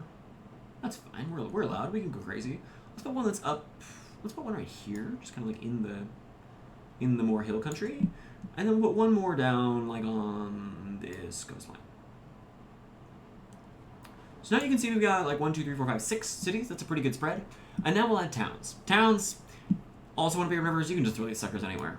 And for just like those of you who are interested in like historiographical stuff, one of the things that somebody pointed out to me recently in the context of New York, where I live, is that cities are oftentimes kind of the anchors of civilization than nations are. Of like, you know, Paris has been a part of who knows how many like different regimes and empires and states and so on. But like Paris, the city, it is still relatively cohesive and coherent and is like still Paris. You know, like it's the place. And so I kind of like drawing these cities, or drawing cities and towns first, because it starts to suggest like the impermanence of the faction lines we're going to be drawing onto this later. Of like, the faction lines kind of matter less than the people who live in them, which like I know is like very like woke of me to say, but I think it's actually true, and I think that if you study the history in a historiographical context, then you might start to make the same realizations. Okay, so that's cities and towns, and now we're going to do roads. Roads. Let's get ourselves, let's put this under, what are you? Yeah, okay, we'll put, roads you want to put over rivers, but under cities and towns. And we'll get ourselves a nice kind of like brownish shade. It's honestly like a little too exciting, a little too colorful. Get you like a little grayer, please. Yeah, there we go. And roads basically just want to go from place to place. And they usually follow the coastline, so we'll have a nice coast road here. And this will go up into who knows where, it's fine. And this will go this way. And again, you're kind of just tracing your contour lines. Like, most roads do not go super sharply up or down. Those of you dwelling in the Rockies accepted, obviously. And like, but even the big like mountain roads are oftentimes are relatively recent inventions, or like, you know, they're highways for cars, not roads for carts. And then we're going to follow the rivers, because again, path of least resistance. When you can, I would encourage you to put the bridges in settlements.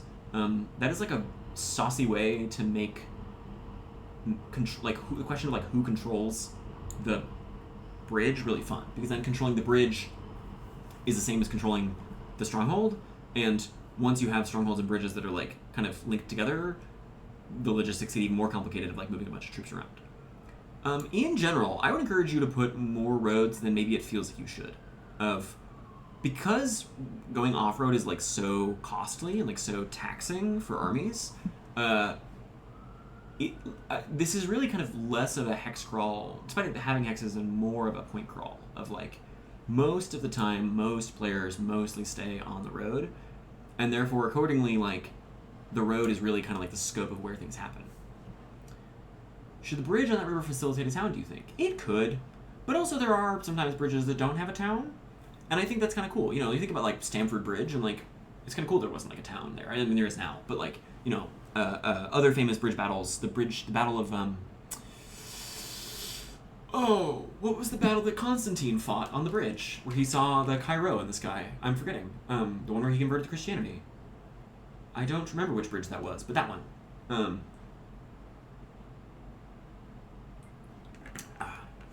Alternative modes of transportation like train lines probably create some crazy control dynamics around maintaining and repairing lines and controlling stations. Yeah, I was talking with somebody a long time ago about they wanted to have, or like they were thinking about having like radios.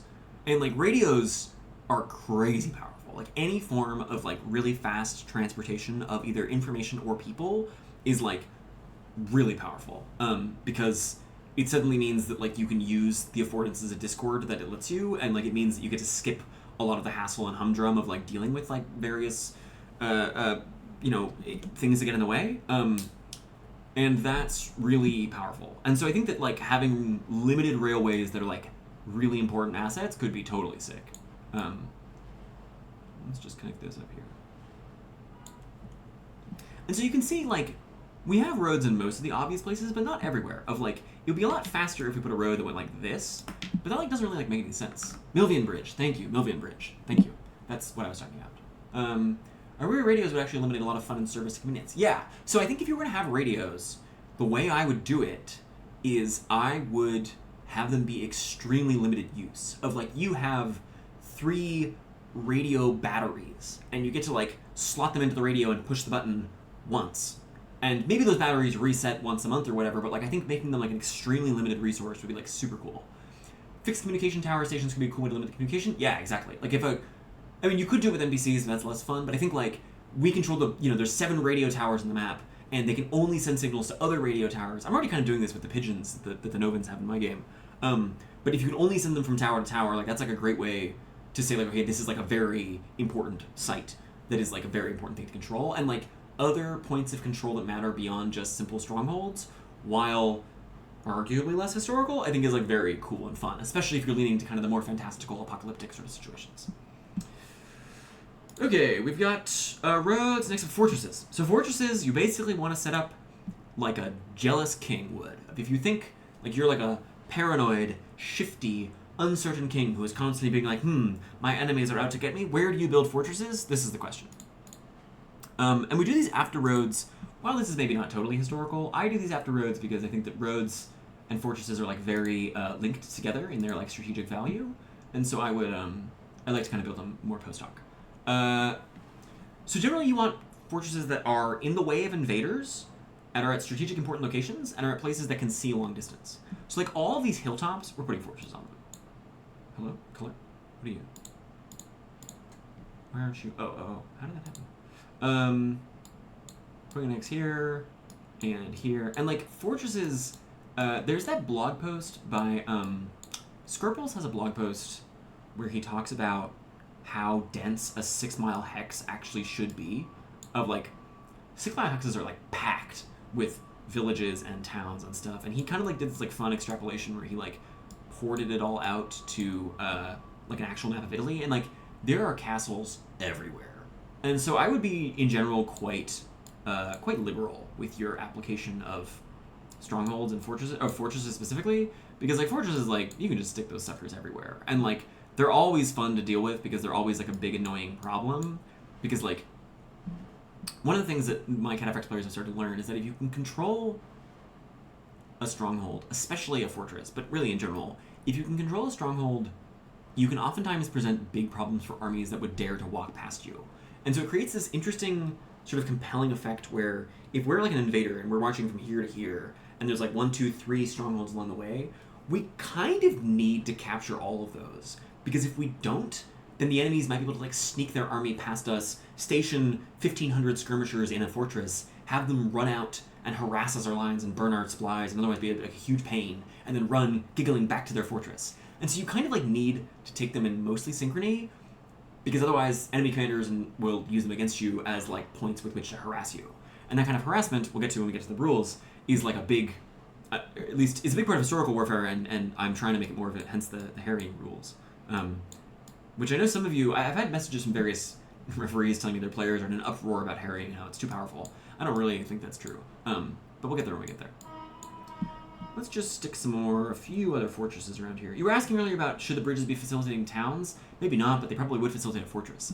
This fortress is here to watch the bridge. We'll put one just right here.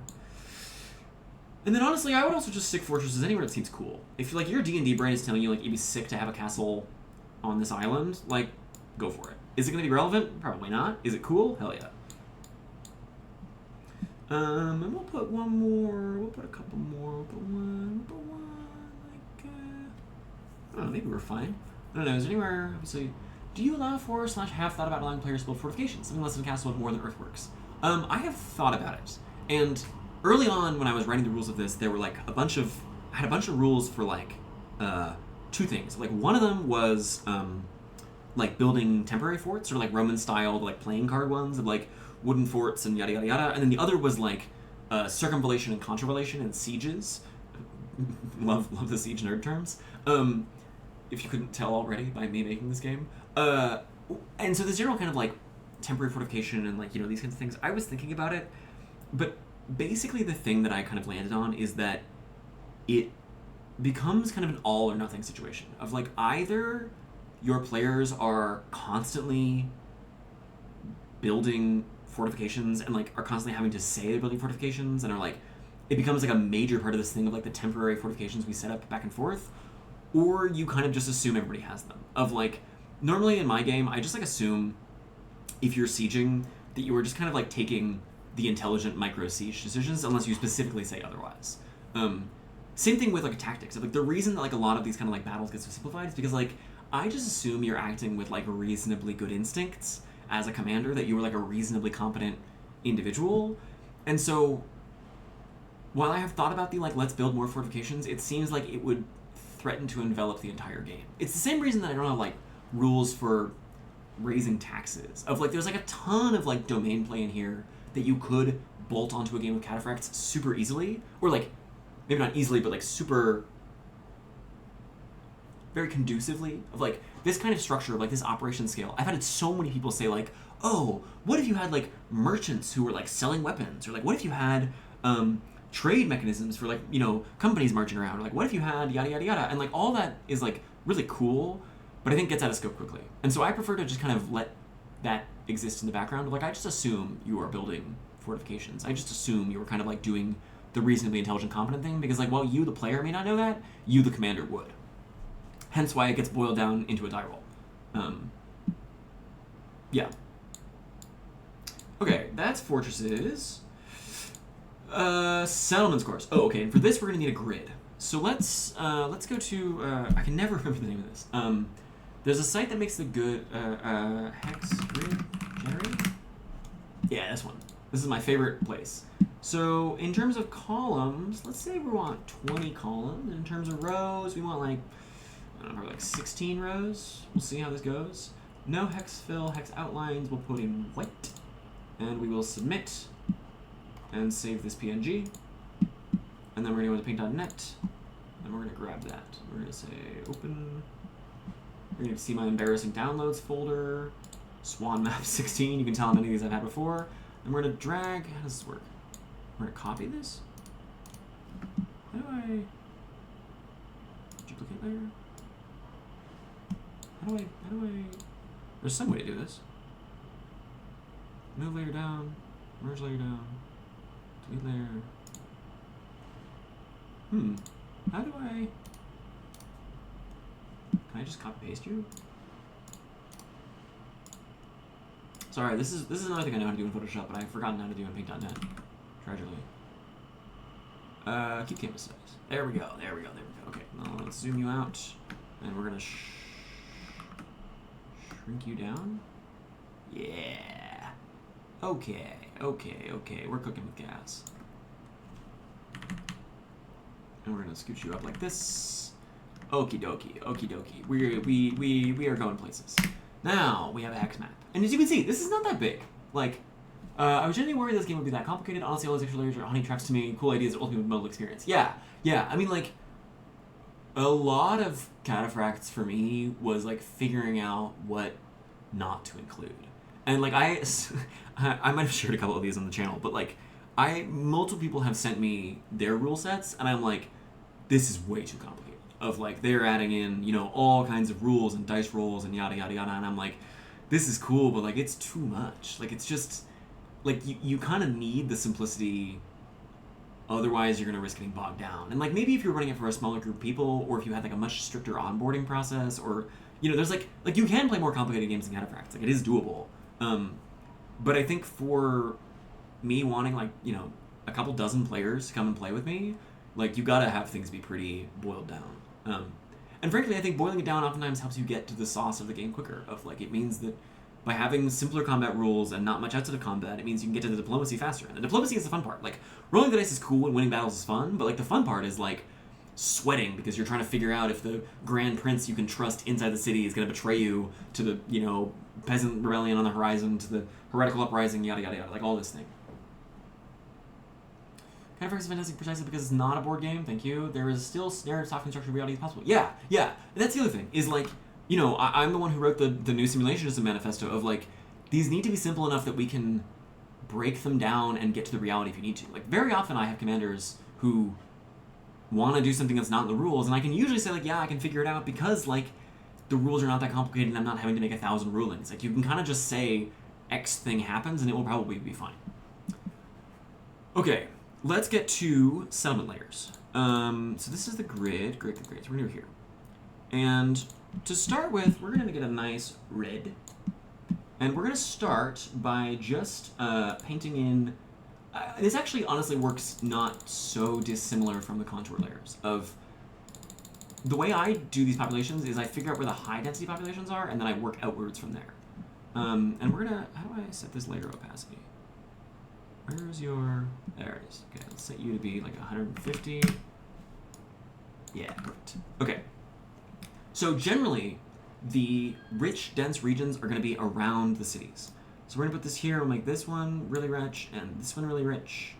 And honestly, like a lot of this region to me feels like it should be very thickly settled. You know, these are all cities and towns and suburbs that are all kind of just like near each other.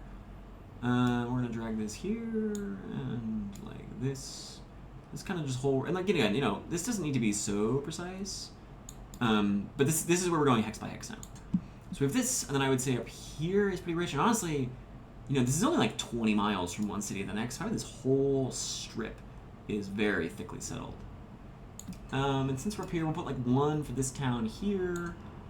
We'll put one for this town here, and then here we have like this nice rich river valley, and so.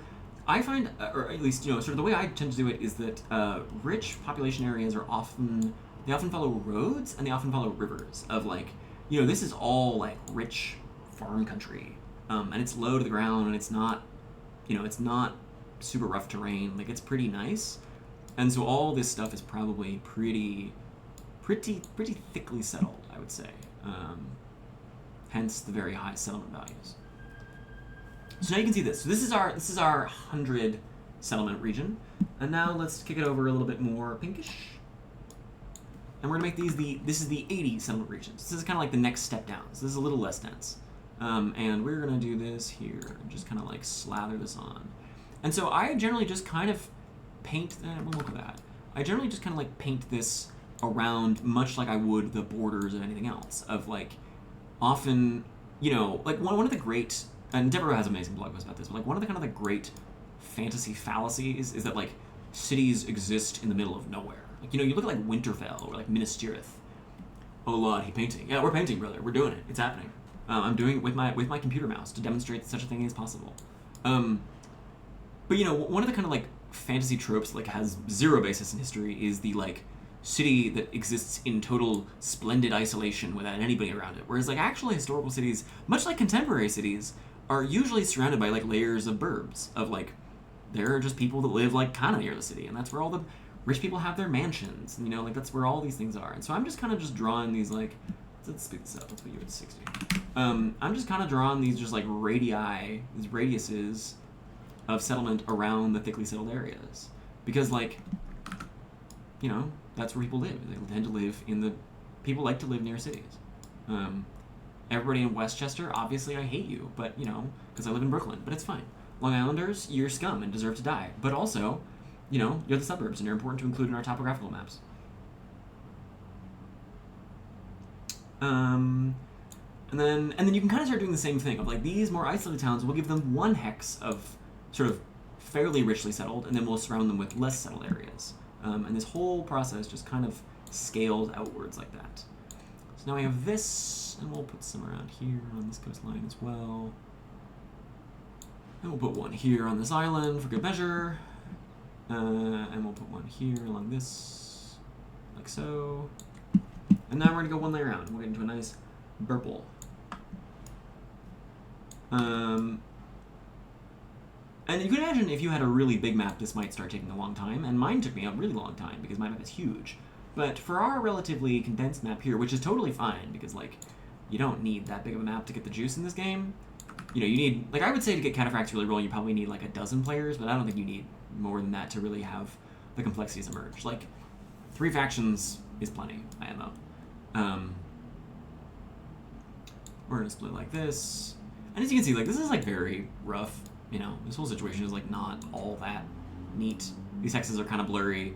If I was gonna, like, release this to sell, if I was trying to sell you this thing that I'm making, I would definitely make this a lot neater and cleaner and yada yada yada. But for just a Twitch demo, and just so you can get a sense of how this whole thing flows, this is more than enough. I'm gonna put some of this here. You know, and, like, all these coastlines, like, this is country. There are, like, monasteries and villages and all kinds of stuff with people be living out here, you know? Have you had issues with players getting overly nationalistic and aggressive towards each other? Players, no. Commanders are very often rude to each other.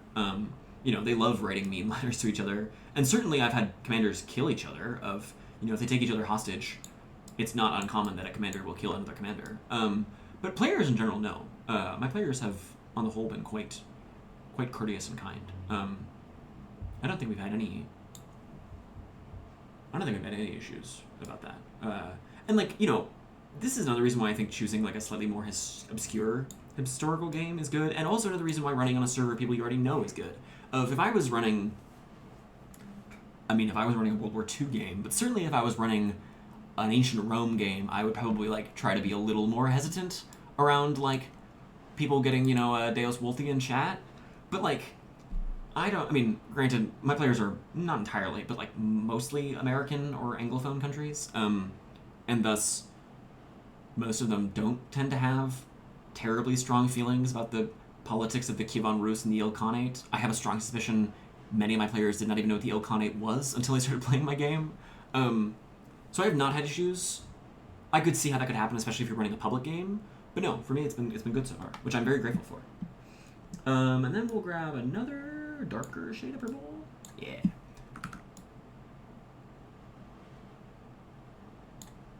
And again, here we're kind of like tracing the rivers. You torture a player, try to kill you, and then your strongest ally. Well, you know, things happen. Things happen.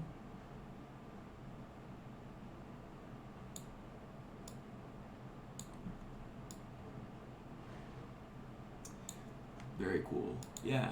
Yeah. Just put this around here like so. The player's dynamics, not the torture. Yeah. Yeah. I mean, you know, the torture was pretty rough. But yeah, no. I mean, one of the weird things about this game is it is very social. Of like, you do spend a lot of time. At least my players spend a lot of time writing letters to each other and, like, you know, talking to each other and so on. But it's also weirdly not social. And because information is like such an asset, like, there is not a ton of public chatter about this game, except when big things happen and the whole world finds out. Which I usually have on like a 2-week timer. If I did the math on my game, and like it basically takes news 2 weeks to get from one end of the country to the other. And so when big things happen, of like faction leaders die in a duel or a capital gets captured, then I put those out publicly. And then we get some chatter, people memeing about how, you know, various fortresses have captured each other and so on. But for the most part, the game is played in like a weirdly high level of silence because you don't want to give anything away. Like, even arguably Kat just talking about what she's been doing, most of that's old news. But like arguably, and like, I don't know, sound off in the chat if you're lurking, it's quite likely that like some of my players are like frantically taking notes on what Kat's saying to like use as intel in their future operations to ensure that they like have maximum working intel about yada yada yada. Of like, in theory, almost every single piece of information in this game is like useful in some capacity, and thus, while it is a social game, and I would describe it that way, it's quite quiet often on like our main servers. Every nation has been lovely, but the cons, they suck. Yeah, well, you know, I mean, the Mongols certainly did some bad things to each other, but there have been plenty of cons over the years who were lovely. We definitely handwave it, I didn't give it food as I relented, or I made sure to include specifics. Yeah. And like, this is another advantage of playing over post. It's very easy to like handwave or gloss over or kind of like veil things of saying like, like it's, you know, X horrible nasty things happen in the background, but like, you know, we can veil over that of like, you know, armies regularly pillage strongholds, and like it has a mechanical function of like you get some loot, but like the horror of an army pillaging a city we don't roleplay out for all kinds of reasons. But we can still have that, you know, sort of be a thing that we know is happening in the historical record of the world, without it being necessarily need to be something that is like zoomed in on in all the horror and monstrosity. Okay, so now you can see we have a settlement map. And so the next step from here would be to draw faction lines. And just before we do that, though, you can see, especially if I turn this off, and like, especially if we, here, let's turn this opacity up. Oh yeah.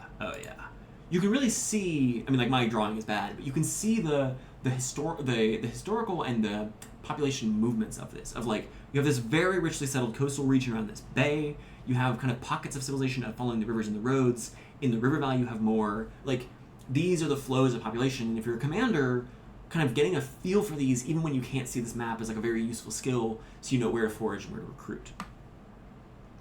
And now, here, let's turn this opacity back down. Alice is missing, plus Beyblade, plus Risk, plus Bernard Cromwell's brain equals Cataphracts. Yeah, I can kind of see that. I think it'd be sick if you played Beyblade for Cataphracts. I think instead of rolling dice, we just like rip our Beyblades in the arena and like watch how they fight each other. I think that'd be sick. Yeah. So let's turn this off, back to our regular map, and now let's just. I'm not gonna like do the whole fill, but like let's just like draw some. Hello. Sorry if that ping was really loud for all of you. Here, let me turn my machine volume down a little bit. It's still too much. Let's turn this down further. Stop making sound at me. Jesus Christ. So let's draw some faction lines. We've got 1, 2, 3, 4, 5, 6 cities, which to me suggests that it should be 2 per faction. Oh, I know how we're gonna draw these lines. Oh, this is gonna be spicy. Okay, great. So let's have one faction be red. And let's say, and remember, faction lines can kind of follow all sorts of things. Like, let's say they have this town, and they have this kind of thing, and then they have, they follow, let's say follow this river, like so. But then you shunt up here to take this town, and then you follow this river, and it goes like this.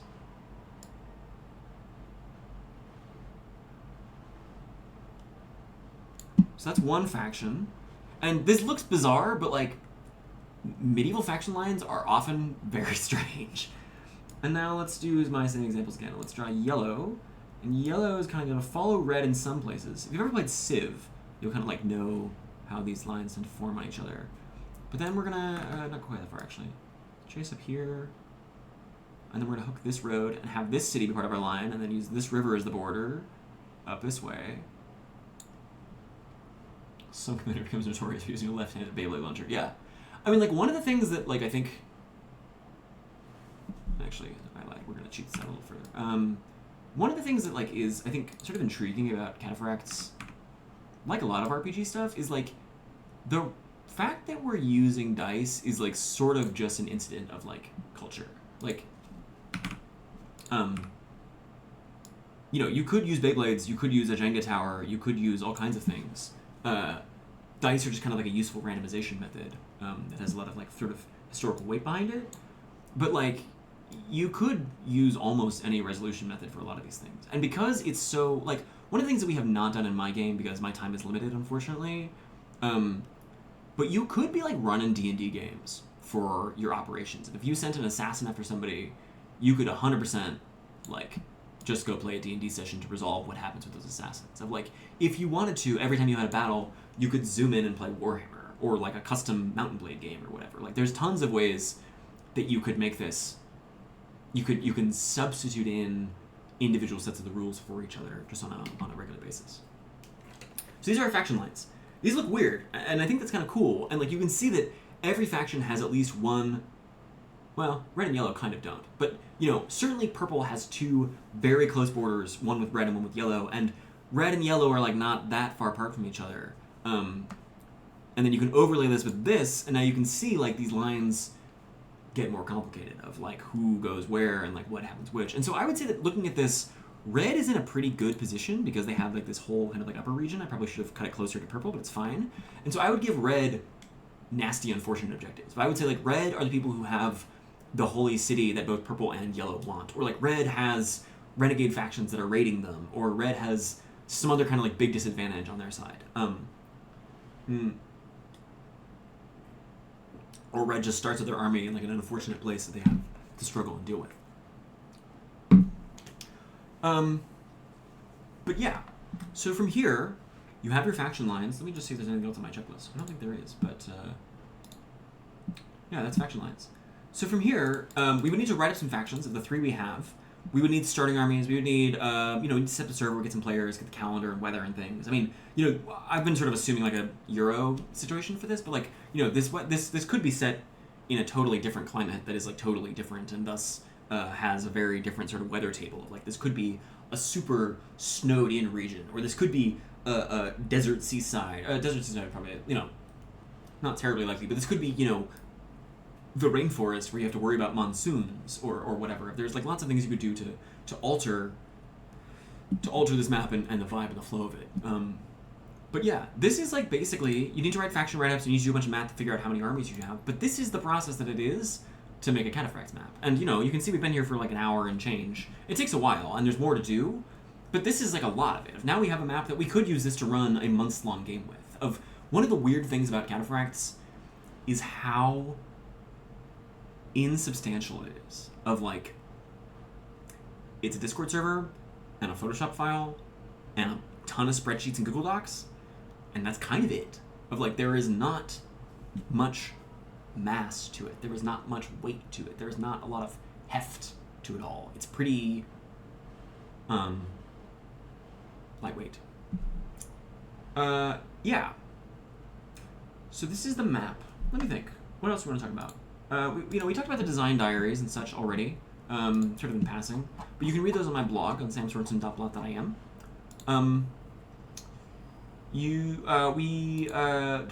There's the rules update. Oh yeah, let's talk about the rules update just for a second here. Cataphracts rule set. This is the rules, and as you can see, it's updated to version 1.1 in July 2025. You can read these along on your own screen if you don't like reading over my shoulder. The link is in, well, here, actually, let me do this. Let me give you my link to design diary number 1. Let me put this in chat. And if you look here, there's a link to the rule set shortly in here, as well as links to other stuff that's fun and exciting in the first design diary. But yeah, so let's just look at the changelog, because I assume that's what many of you are interested in. So the first one was regions. In the original version of the rules, I had these regions where I on our map, I then went and drew a bunch of individual region lines to kind of give Crusader King style for baronies, and those quickly became another unnecessary layer of information that I just couldn't find a use for. And they were also really difficult to explain to players. It was hard to say this region goes from this place to the next and then ends here. I was thinking about setting up waystones so you'd walk by and see when you left one region and yada yada yada. And that was just really complicated for not much gain, because I was too used to Mountain Blade and Crusader Kings, where the region is a discrete mechanistic unit of gameplay. So I just got rid of that, and now armies, instead of raising per region, just raise from all the hexes nearest a stronghold. So if you were to look at, here, let's get rid of these faction lines. If you were to look at, say, this one, and also where are my fortresses? Where did they go? Did I lose my fortresses in the shuffle here somehow? Oh no. Anyways,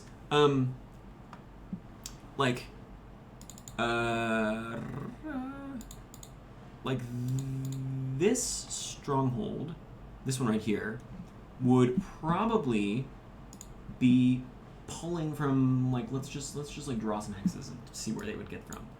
So they would get this hex. I'm just gonna mark these with a slash. They get this one. They get this one. This one is 1-2 hexes away, which is 1-2 from here. They get this one as well. This one, this one, this one. This one is 1-2-3, so it's closer to here. 1-2, 1-2-3 hexes, 1-2-3 hexes. So this would be disputed, kind of. This is 2 away. It's 1 away. That's 1 away. 1-2-3-ish. It's kind of roughly. They probably get this one as well. 1, 2, 3. Maybe even like some of these ones. Maybe it's just these few. But you can see that if we overlay it here, that's 100 troops, 200 troops, 300 troops, 400 troops, 480, 560, 640, 720, maybe, and change. So this is like roughly 800 troops that this stronghold controls based on that, rather than having to do like discrete region math separate from that. So that's how it works now for raising armies, is it's just the closest hexes that are closer to your stronghold. Next is originally there was this thing in scouting where you could spend 100 loot to hire local guides and ask them questions, which basically nobody ever did. And so instead I just rolled it into operations as a new thing. Like, operations are now just the rules for doing sneaky, stabby stuff. Activities undertaken by individuals or small teams outside the purview of an army, including intelligence and espionage. By default, they cost 100 loot. That's the same 100 loot cost, and more expensive ones can cost more. And this is the way you get information now. So if you wanted to say, like, hey, I'd like to go find these things, I'd like to spend spies places, I'd like to do this, you would spend some loot, and then I would maybe roll some dice with varying odds and tell you what happens. And I kept the, you can call for a role-playing game to adjudicate instead. Oh yeah, harrying. So this one is controversial because people have been getting on my case about the math for this. But basically, this was a thing that many of my players wanted to do, and there weren't rules for it. If they wanted to, like, just go and bother the enemy army, if they wanted to, like, do it, like my Kalkhanded players really wanted to do this. They wanted to, like, send their horse archers to go and, like, shoot at their lines and then turn around and run away. Or, like, we're going to send our light infantry to go throw javelins at them and set their supplies on fire and then turn around and run. Of, like, not a full battle, but just, like, a raid. And so I, after some messing around and doing some math and yada yada yada, came up with this. And basically what works is you send individual detachments rather than full armies. So, like, if we were looking at our first Sarayan army, we would be sending, you know, the 4th Razuminsk infantry or the 2nd Razuminsk cavalry to go on these raids, rather than sending the whole army. And then skirmishers and cavalry get bonuses to harrying, and you basically just have like an X and 6 chance. It's 2 and 6 by default, and if you succeed, you can either kill them, or torch supplies, or steal loot. And then on a failure, you suffer losses and don't get your objective, and it also slows armies down. And this was very... this is still... I don't know, if you're a referee, I'm curious to hear about how it's going in your game. This has caused some controversy among players, because, like, in theory, it's more reliable and efficient to send every single detachment in your army to go and harry the enemy, because you're more likely to kill them at a higher rate than if you engage them in open battle. Maybe. I, like, kind of maybe dispute this math already, because I don't think it takes into account how numbers work in terms of, like, heavy and light and so on. And it also doesn't accomplish other things of battles, like pushing enemies, but harrying can be very effective, and if you send your entire army to harry, or if you're running, like, just cavalry and skirmishers, you can have a very effective harrying army to go and bother enemies. So that was a new addition. That's probably the biggest single change. Assaults, cavalry no longer count as double. So cavalry count as double in battles, of, like, basically 1 cavalry is equal to 2 infantry, and then 1 heavy cavalry is equal to 4 regular infantry, and now that no longer applies in assaults. So if you're attacking a castle, that doesn't work anymore. Originally I was kind of assuming it was like a defense in depth, but I think it's cooler if you have to do defense in depth yourself. So that's been changed. I tweaked the way siege timers worked, because originally siege timers had, like, the city had a morale, and, like, that would drop, and now it's just, like, a separate non-morale threshold value. And then clarified some math and language. So really, like, harrying is the big change, and I don't even think it's that big of a change, and I was letting my players do it anyway, basically. But yeah, one of the cool parts about running a game that, like, is just on a Google Doc that is live is that it can change. It seems like just knocking it to 1 in 6 would make it valuable, or make a minor negative factor in a 1 in 6, nothing complicated, but say a 5% lose and drop from security forces. Yeah, I was thinking about this. I think if harrying is, like, if it's a 1 in 6, it's, your odds just aren't very good of it working, right? Of, like, it just means that, like, even if you're cavalry, it's only going to work half the time, which is dangerous. And so I think the thing I would change is that, and feel free to steal this rule, and I might even put this in still, depending on how it goes in our game, is that if you fail at the harrying check, it takes you 1d6 days to return to the column. Of, you take off running, and you run through the woods afraid, and then it takes you anywhere from 1 to 6 days to get back to your main column. And so if you're just, like, skirmishers and light cavalry running around in the woods, that's not that big of a deal, because you weren't really planning on fighting a big battle anyway. But if you are fighting a big battle, and you send you send half your army to go harry the enemy, and then 2/3 of them aren't going to come back for 1d6 days. Like, that's disastrous. Now you have, like, left yourself very open. I still am not convinced that harrying is as broken as it sounds. I think it'll be fine. But if you are worried about it, I would add that rule of the 1d6 days to return to the line thing if you fail. Yeah. That's really most of what I had, I think. What questions do you have, chat, if any? Let me see if anybody's pinged me on Discord or anything. Oh, Grom sent me the Book of Didi Korkut. That's very nice, thank you. I've got some pings from my Cataphracts commanders.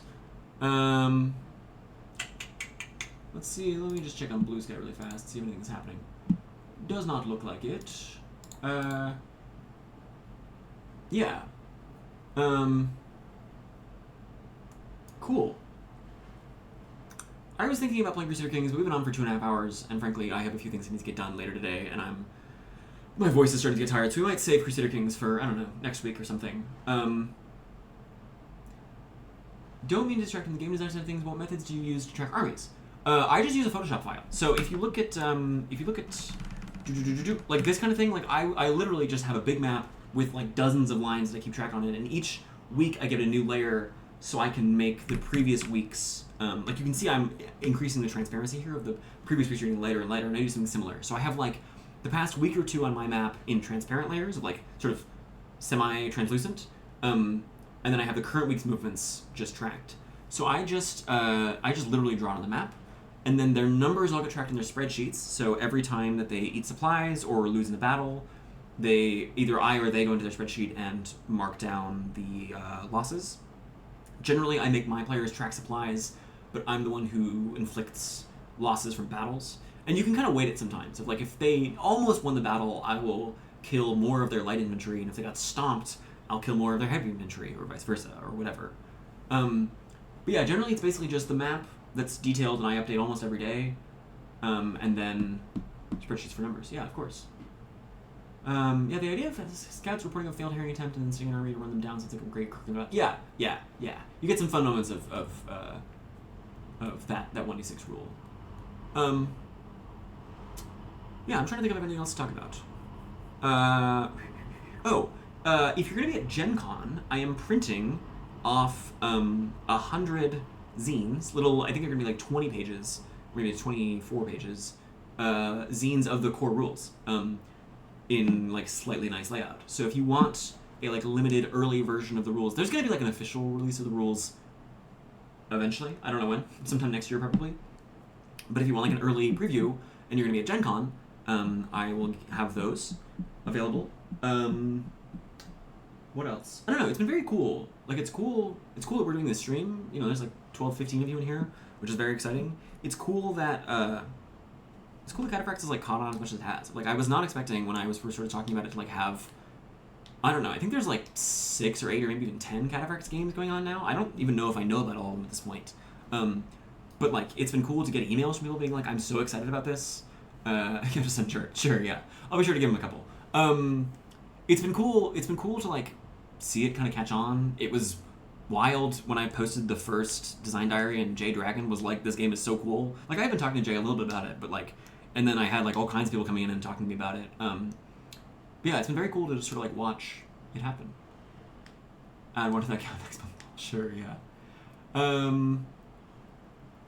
Otherwise, yeah, I think one of the things also about Cataphracts that's like just been kind of exciting is that, and this is already happening in chat, is I tell people about this game and they go like, oh, I have to run my own version of this. Of like, everybody hears this and like wants to run maybe just their own like scenario of like, I'm gonna do, we're gonna do like the People's Crusade, or we're gonna do the, Wars of the Roses or whatever.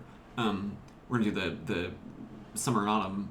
But it's also been cool to hear people be like, oh, I need to run Space Cataphracts. Or somebody in our chat recently was posting their rules for like dragon commanders, of like, you have dragons and like each dragon gets its own special traits. Or like, I've seen people who like are writing whole novels, etc. That's why I'm the certified #1 game designer in the world. Exactly. Because my ability to say, I have a cool idea, don't you want to hear it?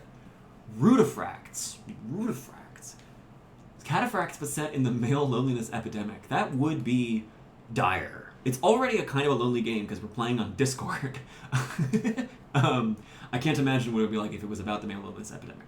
I was pitching somebody on Blue Sky recently about Cataphracts, where you manage a basketball team and basically like play like the manager of a basketball team over the course of a season and roll, like instead of battles you have matches and see how it goes, and you can like, I don't know, have seasons and training and stuff. But yeah, everybody's got cool ideas for real-time asynchronous play-by-post games. I don't know of anybody running... Yeah, Football Manager Fracts sounds wild. Ratafracts, that'd be cool. I mean, this is the thing, is like, you can kind of... Like, I think that... The spicier take on this, I think, is that, like, if you want to be doing domain play, this is kind of how you gotta do it. Like, you don't have to do it in real time, and you don't have to do it asynchronously, but, like, I think, like, this is, like, almost as simple, even just the settlement values, like, this is almost as simple as you can get domain play to work. And I think that, like, we haven't done it much, but you totally could be, like, running a ton of D&D games inside a larger Cataphracts campaign. You could even, this would be bananas to try. You could even, like, have separate players. If you have commanders who are running armies, and then you have another group or groups of D&D players who are, like, running around, going into dungeons, and, like, interacting with the armies in various places. Yeah. And, like, the thing about it is, like, also... Like, I kind of wrote the rules to be, like, a little bit modular, so you can slot them in and out as you need to. But yeah, it plugs into VX, plugs into all kinds of things. You could definitely run Mouse Ratafracts Redwall. That would probably work fine. I could definitely imagine fun detachment bonuses for, like, you have all squirrels, so they can climb trees really fast. Or you have otters, so they can go up and down rivers really easily. Or, like, Redwall has, like, all kinds of fun, like, military implications for how animals operate. But yeah, I'm trying to think about anything else. Oh, very important. If you like this stream, if you like me, you should buy my books. Most recently, I have one called Empire Patriot. It's got my face on it. This is a Murky Bog hex crawl. This is just the sponsored segment now, but it's a Murky Bog hex crawl. It's kind of like Luke Gehring's Empire of Texas. That's why it's called what it is. But it's also about like religion and stuff. It's got a huge map full of hexes. If you like Mothership, I wrote an adventure called Time After Time. Quinn's, the guy who reviews RPG books, whose opinion I don't always trust, but I trust him here, said that it might be the best time travel module ever written. So if you like time travel, you could try this, or if you like Mothership. Also, if you want to run Merchant Fracts, you could do it in Seas of Sand, which is it's like a whole hardcover. This one is like about a desert ocean of liquid sand. This is my old proof copy, but you sail ships, and there are deserts and different kinds of special sand. This book almost killed me to make it, but if you like merchant campaigns, you could do it. It's also got whales and monsters and stuff, and more tables. Let me tell you, there are more tables in this book that you can shake a stick at. Every page is just covered in tables upon tables, because I was in my tables era. But yeah, all of my links here. Let me put a link to my blog, just to be really proper about this. Here's my blog where you can find me. I'm also on Bluski, at samsorensen.bluesky.social or whatever it is. I have an itch page. Let me link that too. Let me just plug all of my things really fast. itch.io/headofthegoat. That's the same goat's head as this Twitch stream. But yeah, I think we'll probably wrap up the stream here. Any final questions from chat? Any last-minute concerns, any fears, any worries, any doubts, hopes, nightmares, blasts of inspiration? Where can you get these books? Good question. These two are available on Space Penguin Inc. That's spacepenguin.inc. You will see them. This one is available on possibly TKG still, it might have sold out, but certainly on Spearwitch. That's spearwitch.com. There are links to all these on my itch pages. If you go on itch and look at these pages, you can find these books. And among others as well, I have others that I don't have on hand, but there's Low Life and 5e books and other stuff too. But yeah, of course, thank you. Otherwise, I'm going to try and get this. I was recording on OBS, so I think there should be a VOD. There should be a VOD on Twitch, and then there should also be a VOD. Yeah, Seas of Sand rocks. There should also be an upload on YouTube probably in the next day or two, depending on anything, if I want to like staple anything to this. But otherwise, yeah.